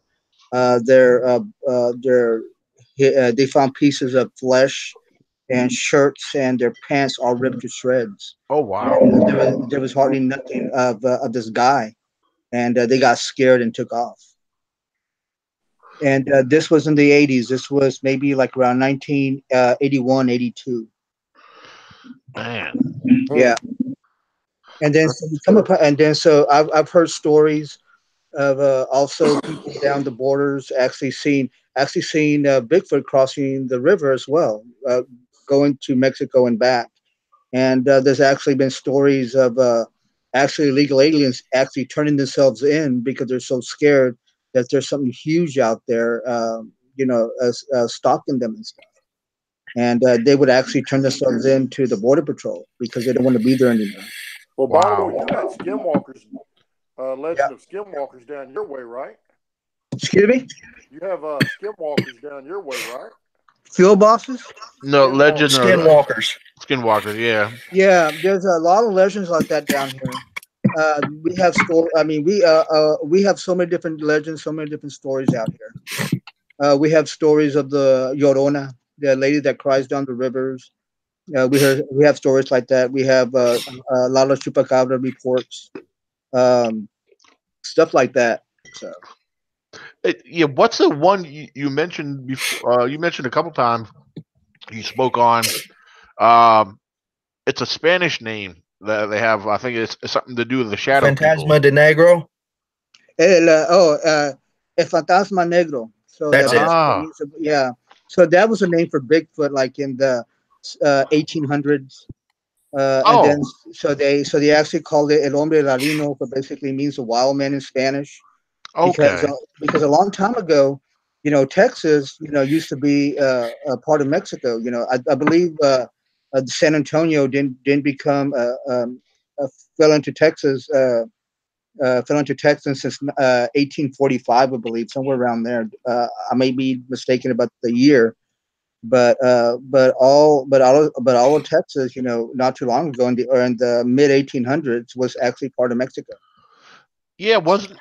Correct me if I'm wrong. I may be thinking something totally different, but at some point, wasn't California actually part of Mexico? Yes, it was. Yep. Okay. All right. But thing is, because there was part of, because first of all, it was part of Spain. Yeah. So it was part of Spain, and Florida was also part of Spain, and so I guess they actually traded some certain way dealing with their lands. Yeah. Mm-hmm. Huh. Yeah, And Mexico actually. And then so that's how they traveled from California to Florida, and this old road that they actually call El Camino Real. So it basically was a big road that went across there. Nice. Yeah, Mexico actually extended up through Texas, New Mexico, Arizona, all the way up to just about where they touched Colorado. Originally was all part of Mexico. Yeah, it was actually because it, like Montana, it was basically named after Los Montañas, so basically means mountains, and Colorado basically means the color of red, and therefore Nice. basically was the dirt. And if you look at the old maps, if you really look at the old maps of the Spanish names and everything like that, actually the Aztecs was actually, some of the Aztecs were actually in Salt Lake City area. And then so once Texas lost, was Mexico lost the independence, and so all the Texas maps and everything like that, and everything on the United States is now English, and everything Spanish is totally wiped out. So, and if you look at the old maps, and they could tell you a lot. Yeah, we was talking about the old King's Highway and everything. That pretty much you won't find it on any map. You got to look it up on some kind of history website. That's one I wouldn't even know nothing about unless Baltimore hadn't said anything about it. Yeah, I remember him talking about that. Yeah. I mean, there was even like the Chisholm Trail. I mean, there were so many different roads that was actually out here. My grandfather did the last cattle drive from Texas to Kansas on horseback. I mean, there's a lot of roads that they actually use, but now these roads are like totally wiped out. So, I mean, there's a lot of roads out there that we just don't know about. Nice. Yeah, it makes you wonder, like when you like up here in Virginia, like there's when some of the areas when I visit into a new area, like some of these old logging roads, which a good portion of the national forest, yeah, it was part of a farming, a lot of farming and a lot, then logging, et cetera, et cetera, and but some of these locations, you wonder, you come across areas where you go deep into the woods and you come across that looks like that might have been used as a road at some time or a travel route. So it makes you wonder. There's things that got grown over that's not been used in so long, but you can still tell that it appears to be some kind of roadway or passage somewhere, right. So not knowing where it may actually lead to, but yeah, because there's so much forest around and that has all these, because you look on a map, they won't show you these old logging roads where they lead to, and so sometimes you just have to take a chance, and if you got the time and not afraid to get lost, I mean, go for it. Yeah. So,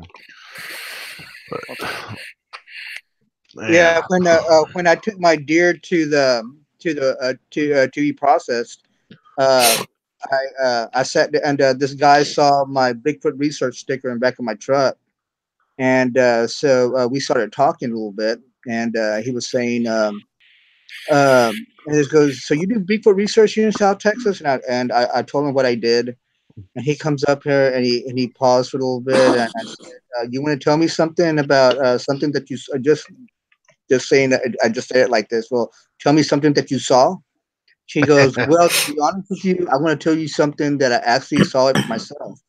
He goes, nice. "I think that I saw it." He goes, "Just tell me what you think that you saw." He goes, "Well, I was out here going to my deer blind, and I could have swore that I saw my buddy walking. My buddy's a big guy," he said, and so he thought it was his buddy hunting in it's the place where he was going to go hunting at. And so he just sat in his blind and everything like that, all upset and everything. Oh, if I see a deer, I can't shoot at it because I'm gonna hit my buddy.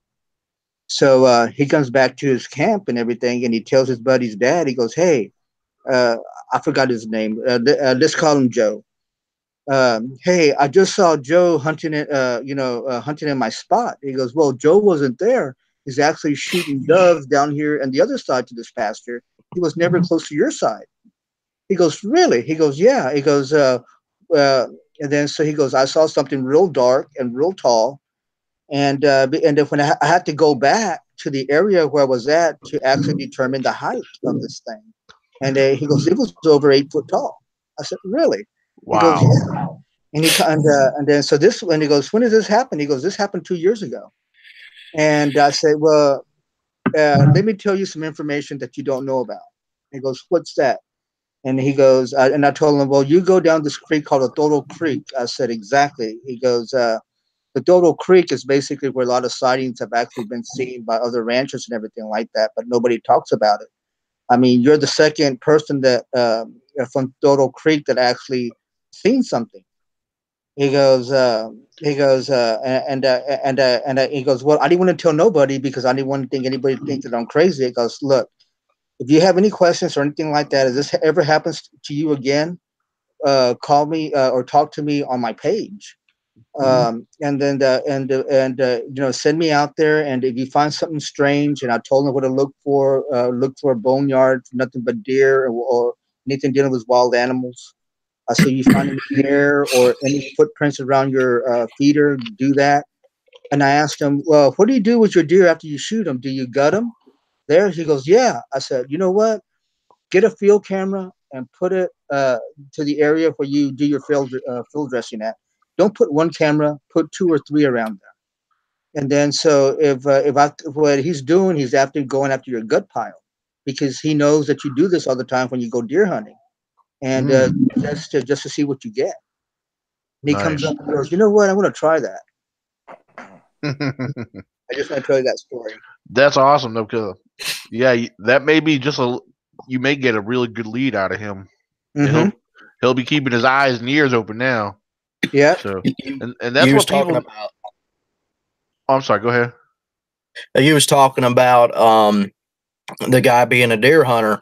I was actually handed in a report here just about 2 weeks ago. A friend of mine that lives down in Goreville, Illinois. I won't mention his name, but he's going to be a guest on my show here pretty soon.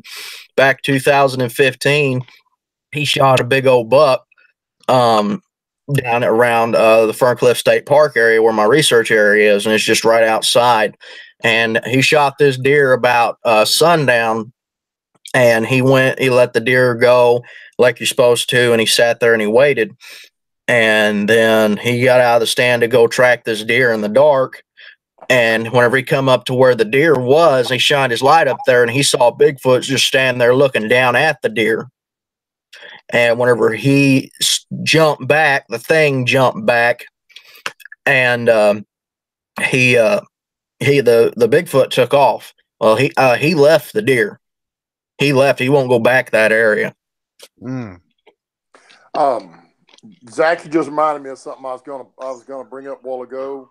Whenever something that Daniel had said, that when I've been doing the map work on the different where Bigfoot clans are located at, one thing I have noticed is that Bigfoot will travel up to 10 to 20 miles from its bedding area from the clan to search for food. So if he saw him there with that deer, that Bigfoot could be within 20 miles of his bedding area, depending on how far he traveled at that time to search for food. Right, I agree with that. Which also, while we're talking on the topic of hunting, of course, people go and they say that Bigfoot is, like I said before, a relic hominid or it's an undiscovered ape. You look at both sides. with ancestral humans, like with the Native Americans, and especially with modern day apes. They are pack hunters. Do you think that Bigfoot could be a pack hunter just because of it saves them energy, like when we do a deer drive? What's your thoughts on that? I don't. That's a good question. Who are you asking? Is this anybody? I'm asking everybody. Okay. I'll start it off. I believe that there's sometimes I believe that they hunt together at times, and sometimes they actually hunt alone. Because the thing is, again, we don't know that much about Bigfoot. Because there's sometimes too, if you notice a trail, animal trail, a deer trail, and they know that there's a whole bunch of deer that comes to this certain trail.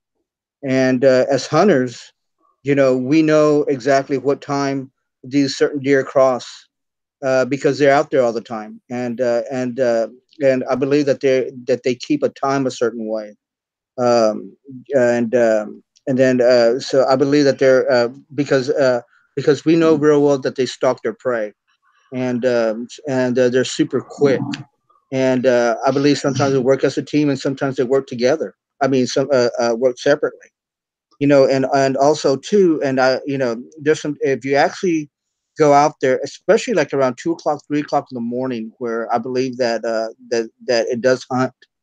It makes. I don't believe that they'll kill the animal and take it like 20 miles away. I believe that they'll come over there and eat it right there, close to the area. I think it brings a family in a little bit closer where it's going to hunt at, so like that everybody could actually eat. Because I don't believe that he would actually kill a deer and walk 20 miles or 30 miles away. I believe that his radius would be 30 miles away, but just not in one day. Yeah, that makes a lot of sense. It does. See, Yeah, Daniel, what's your take? Oh, go ahead, Baldy. Also, and thing is, it's like I remember a few months ago when David Reddings from Virginia, I mean from New York, was talking, and so he was actually talking about certain sounds that Bigfoot makes about young Bigfoots actually killing their own prey, and kind of rejoicing a little bit and doing his thing because he actually had in a recording, I believe. And I've actually heard stories like that down here in South Texas that they kind of do a little yell, going like "yeehaw" that I got one, and parent or an adult, you could actually hear it, telling for them to calm down, and I believe that they're actually taught a certain way to hunt, uh, you know, um, and the thing is, I kind of feel that when they're in their woods, they're basically their own type of. I call the ninja of the forest. They know everything about it. And then so when we go in there, and then so that we're kind of interrupting their hunt, we're kind of interrupting them when they come up there and look at us to see what we're doing. Um, so just throwing little things out there. So Daniel, what's your take on this? Hold on, he's muted.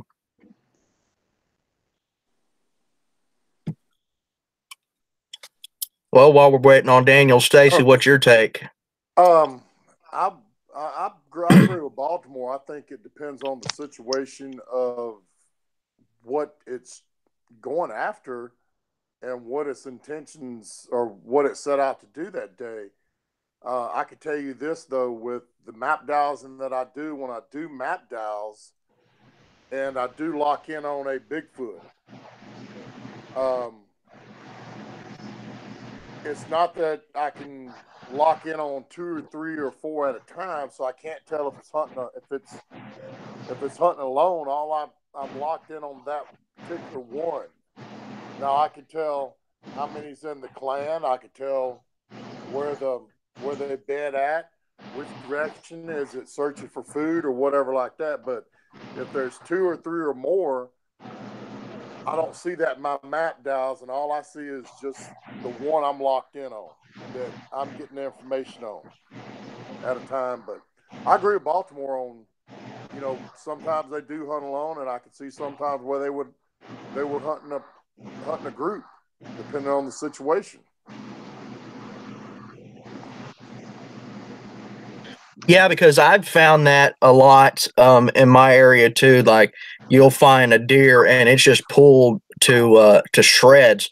I believe on my end that because a Bigfoot is such a big animal, it takes so many calories to keep that body firing on all cylinders, and that's why where it also I believe that Bigfoot is also a scavenger and a hunter gatherer as well. I believe that they'll go and they'll hunt in groups to make it that much easier on them, and then they have like a hierarchy on the feeding, like the alpha male, then the alpha female, and then go on down the line from biggest to smallest in the hierarchy of eating the kill. But Dan, what's your take on this? But I know you got to get off here pretty soon, so I'll let you up to bat. All right. Well, yeah, we're talking about Bigfoot. Is Bigfoot? Do they hunt in packs? Well, I guess the best way I'll answer that there is I'm not going to deny that they don't, because I believe that's very possible. Then again, I don't know if it was Stacy that mentioned that they may also, or you, or one of you guys mentioned that they may also do it alone, which I believe in some cases that there may be most of the cases too. But I know Zach in Baltimore. I know you're familiar, and I like to compare Sasquatch with our known non-human primates like chimpanzees, gorillas, and so forth. Well, I know in a lot of cases, chimpanzees and other gorillas, mainly, especially gorillas, they like to hunt in groups, and individuals do hunt and do their thing individually, but in a lot of cases, a lot of our known primates hunt in packs. So I believe with Sasquatch, even though I can't say for sure because I haven't observed it, I haven't witnessed it, so I believe that that's very possible. So yeah, my sense of my opinion is I believe that it could go either way. I mean, I'm sure maybe at times they do. I do believe that, and what would support that being possible. What I have observed is a family unit back in 2014 when we had our encounter. I mean, that there told me that they do move together because there were 3 of them there, and that may not be the case all the time because look at all the sightings. Everybody's reports seeing at least only one. I've heard some reports where people had witnessed seeing 2 of them cross the road. So they may be in pairs, they may be in groups. I think it depends on each individual group or clan or how you want to refer to that. So, but yeah, that encounter back in 2014, excuse me, I want to say it almost confirms to me that they do work together, and sometimes they may not be that close together. That's why we experience some of the vocalizations or the tree knocks, where sometimes they'll split up, but yet they may still be working together, but not so closely. That's why when we hear the tree knocks, the tree knocks to me indicate they could be a number of things, but to me, it's almost they're communicating with each other, locating each other, letting everybody know, letting each member know, I'm over here, I'm over here, you know what I mean? So I do believe that they work together, regardless if that's hunting or not. So, and they're perfect survivalists. I mean, that's why they're smart. They remain elusive as well as they do. So yeah, that's my 2 cents. I would say that's actually a good idea. There's sometimes too when there was some times when Native Americans, when they were in the woods and they were hunting or actually were at war, and then they wanted to communicate with each other, and or or the enemies were close by. And I want you to think about this. So what they did was they would mimic the animals there in the forest. They would mimic the wolf, or they would mimic the coyote, and they would mimic the owls. And every certain warrior had their own certain sound to let them know exactly where they're at, and exactly when to attack or whatever. And that's why a lot of hand signals were given, or even or in certain sounds that they were actually given there in the woods. And to me, is Bigfoot basically does the same thing. He mimics the animals to let we just don't know why they do it.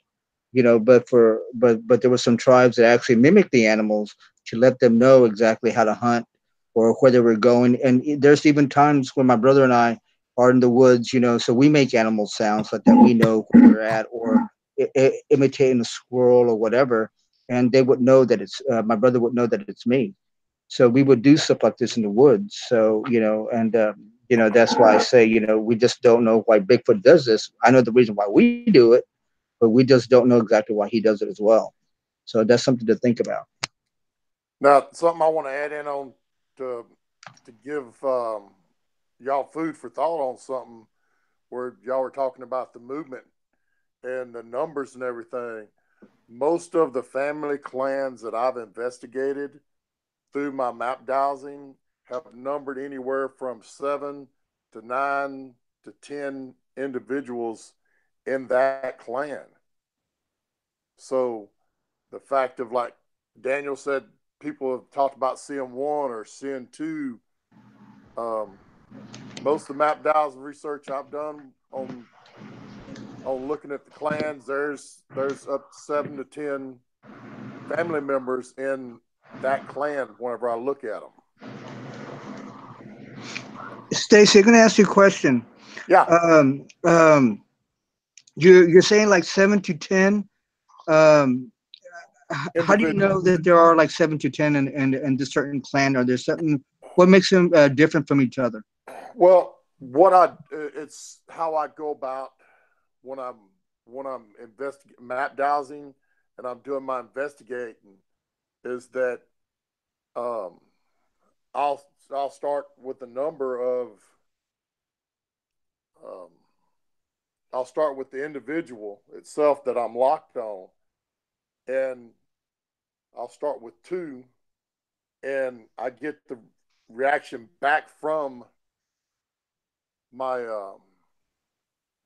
dowsing tool, gives me the feedback of yes or no, and I'll keep asking up till, and once I get to a point of over that number, it'll tell me no, and then I'll drop back down until I get a yes answer then. So that tells me how many it's showing in that family clan that I'm looking at. Okay. The one thing I have to do is whenever I'm working a map, and it's one thing I do when somebody sends me, I'll say, like with you, if you send me a map of a Google Map image, I never want anybody to tell me nothing about it. The only thing I want them to tell me is what am I looking for? Am I looking for a Bigfoot, or am I looking for something else? Or they could tell me, look, I think there's something there, and then I can go through and do specific of what I could be looking for with yes and no answers. I don't try to look at general questions. All my questions that I deal with are direct to the point where there's no there's no way to kind of read into it with the generalization.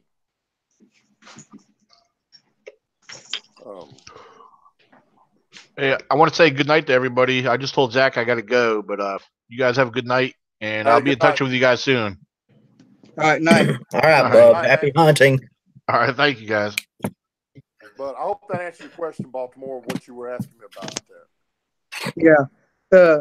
Stacy, what we do down here, well, there's this gentleman down here in South Texas that he's actually a researcher as well, and he actually has pins where he actually has the Class A, Class B's, and Class C's sightings on Bigfoot, from stories to whatever eyewitnesses come up and talk to them about. And for me, as I have a map where people have actually cited Bigfoot, and we would just put X's on our maps to make sure, that we know exactly what areas that people have actually encountered it. Or I don't care if it's 10 years, 20 years, 5 years, 2 years, whatever story that they give me, I put the document thing on the map. And then, so that's the way that I know that, that there actually been some sightings here. And I noticed that some sightings in, like let's say, for example, like Pawnee, Texas, that is actually pretty close to, like, around 20 miles from B County. And then I know that people have been having a lot of sightings there on some certain creeks. And so I actually put them in my map. And then, so every time when somebody sees something different, I always put something down there, or I could be at Walmart and people would tell me, hey, this is what happened in this area. But I can never could say this one certain Bigfoot did it, or this juvenile did it, or whatever. It's really hard for me down here to say these certain groups or these certain clans until until I can determine exactly what they do. Well, and that's the thing about it with me and map dowsing, where I ask direct questions of what I'm looking at on the map, Right. and I get direct answers back. Usually, whenever I do a map dowsing for somebody, I give, and this is important for me to let them know, is I put the time of day and the date at the top of it. Because what I'm looking at that time on the map is what is happening at that particular time. So that way, when they look back at it, they know the particular time that I was looking at the map, in case it correlates with something that they know that I didn't want them to tell me, to influence what I see in my map dowsing work. And that's the reason whenever somebody contacts me, want me to do research like that, all I want to know is all I need is the map. And if you want to tell me, I think there's a Bigfoot here, or I think there's a chupacabra here, or I think, whatever you think, if you want to tell me that, that's fine. If you don't know and you think there's something might be there, but you're not sure of what it is, then that's all you need to tell me. And then from there, I'll go through direct questions looking at, and once I lock in on something, then I can ask direct questions of family clans, age, color, hair color, which way they're going. I can ask a big long list of questions that I ask that over time, especially with Bigfoot, I'm learning more and more what questions to ask. And a lot of the feedback I've gotten from investigators on the ground, they've shown me pictures of structures and stuff that are right on target of where I told them to look at and what they may find. But so basically, your dowsing rods are basically kind of working like a Ouija board. You ask it questions, it gives you an answer. No. I don't even want to compare it to that, because a lot of people get the wrong impression about that. You ever seen the old grandmothers that, like, if a woman's pregnant, they'll hang a needle on a string and they'll start asking boy or girl, depending on which way it turns?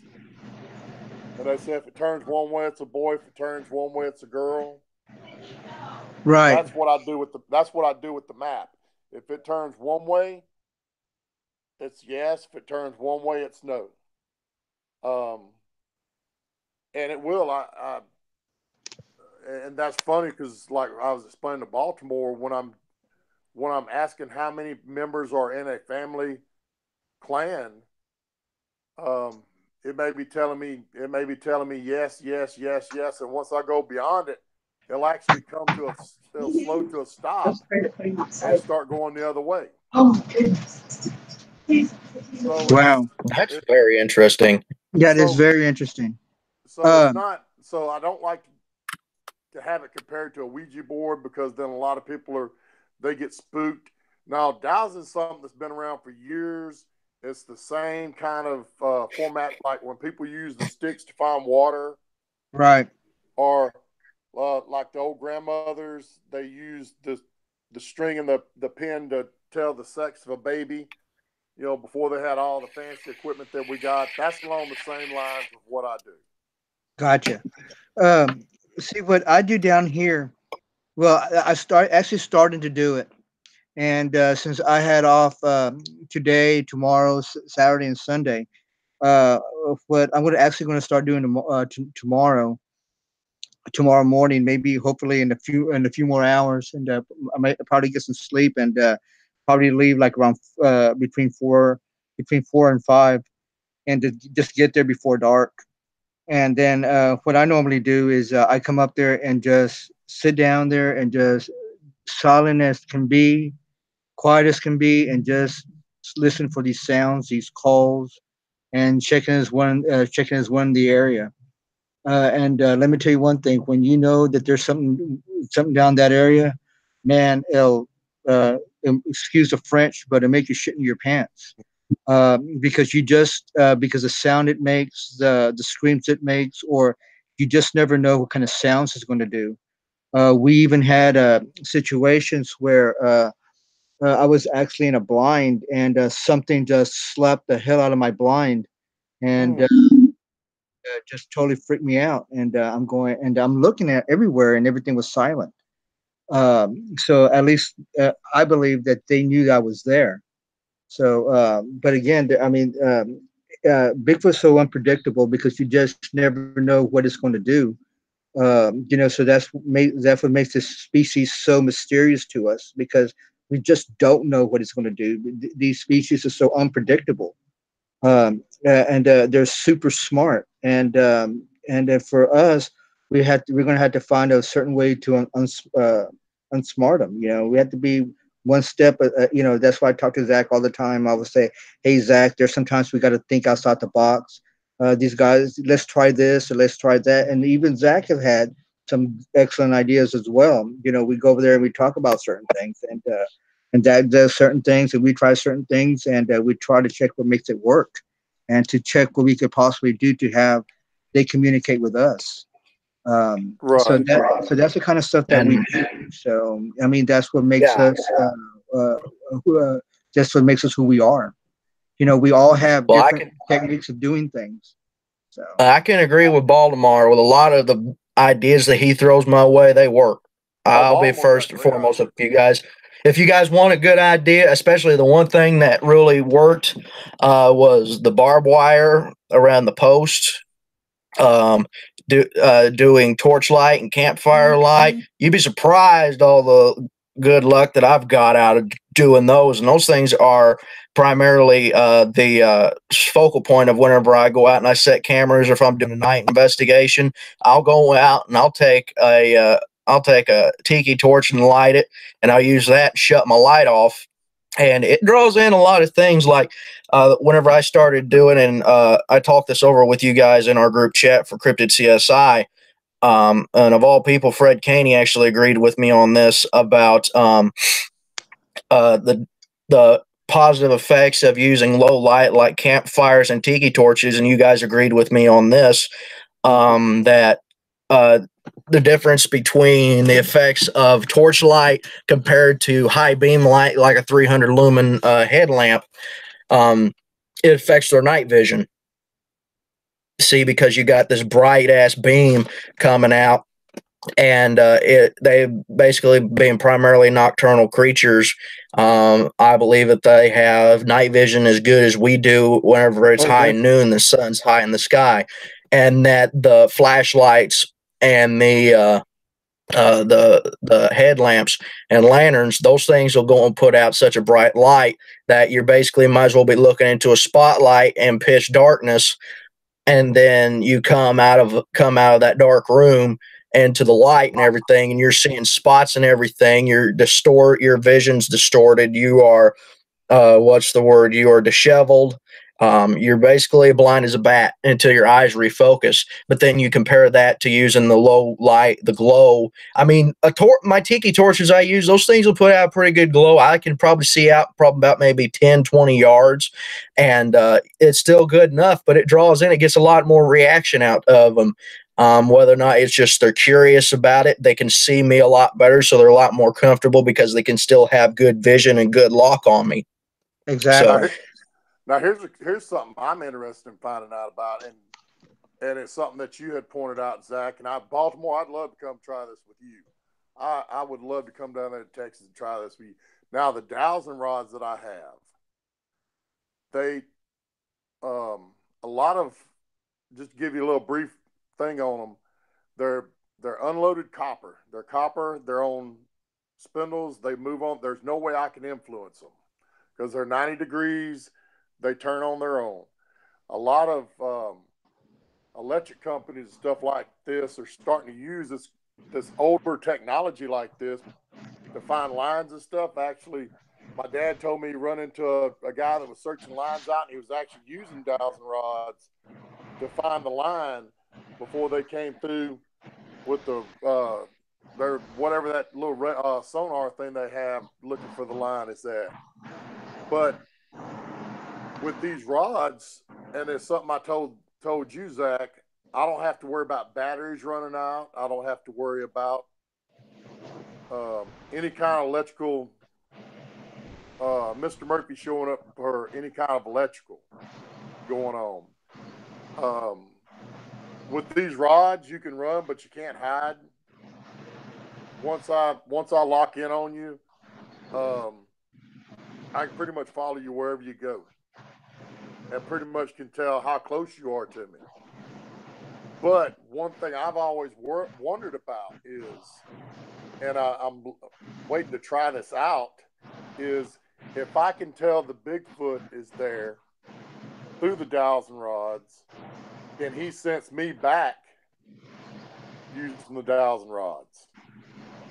That's something I ain't figured. That's something I haven't tried to find out yet. And I look forward to trying that one. That's very interesting. Well, guys, it's time for me to call it a night and everything. I know, Baltimore, you'll probably want to get back out and deer hunt again tomorrow. Oh, definitely. Daniel's already left and everything, but I appreciate you guys coming on at such short notice. We had a lot of fun. We got just about 2.5 hours of broadcast time of us just sharing our stuff. I appreciate you guys coming on. Let's do this again sometime, man. Sure, I mean, it was great. It was fun. Oh, it was. It's always fun having you guys on, and Daniel and everything. I do appreciate you guys taking time out of your night. First thing, before we go off air, Daniel wanted me to remind everybody, June 29th, June 30th of 2019 in Waynesboro, Virginia, the ECBRO Virginia Bigfoot Con is going to be taking place. If you want more information on that, be sure to check out virginiabigfootcon.com and get your tickets, get your info on that. I can tell you guys, Baltimore, you were there. We had a load of fun, brother. Oh, we did. Yeah. Yes, we did. Second one will be better. It's going to be better the second time around, especially hopefully if you guys ain't have to carry me up the stairs and put me in bed again. Well, guys. Yeah, that's what you missed. Especially whenever Daniel was wanting to draw stuff on my face and I threatened to throw him out of the van, watch him bounce down the highway. Well, guys, it's been awesome. I want to give a special thank you to Baltimore Gavon Jr., Stacey Coughlin. You guys are a pivotal role in Cryptid CSI. If you guys have any way you want to get a hold of one of us, because Cryptid CSI, we're spread throughout the country along with the Southern Illinois Monster Hunter USA team. Stacey's there in Louisiana. Baltimore is down in Texas. Daniel's in Virginia. Go ahead and contact them if they're in the state with them that you want to turn in a report to them. You guys are more than welcome to. Also, in the description of this video, I've included a lot of links to Facebook pages and YouTube channels, like with Daniel's ECBRO YouTube channel, Michael Cook and Gwendolynn Guthrie's Uncharted Paracryptid Studies YouTube channel, Big Truth. You got the links to Cryptid CSI and the Southern Illinois Monster Hunters Facebook pages right there. Be sure to go and like and subscribe, comment on this video, tell us what you guys thought, what you guys want us to talk about next time around. We love the feedback. We appreciate everybody. And last but certainly not least, have a very happy Thanksgiving, everybody, and be safe on Black Friday tomorrow. Hopefully you don't need a taser to buy that pair of shoes that's for 50% off. I'm not leaving the house. You're smart. All right, guys. Well, it's been fun. Thank you, everybody. God bless everybody. Have a very good night, and we will see you guys again very soon. Sounds good. Happy Thanksgiving. Sounds good. Happy Thanksgiving. Good night, folks. Night. Good night.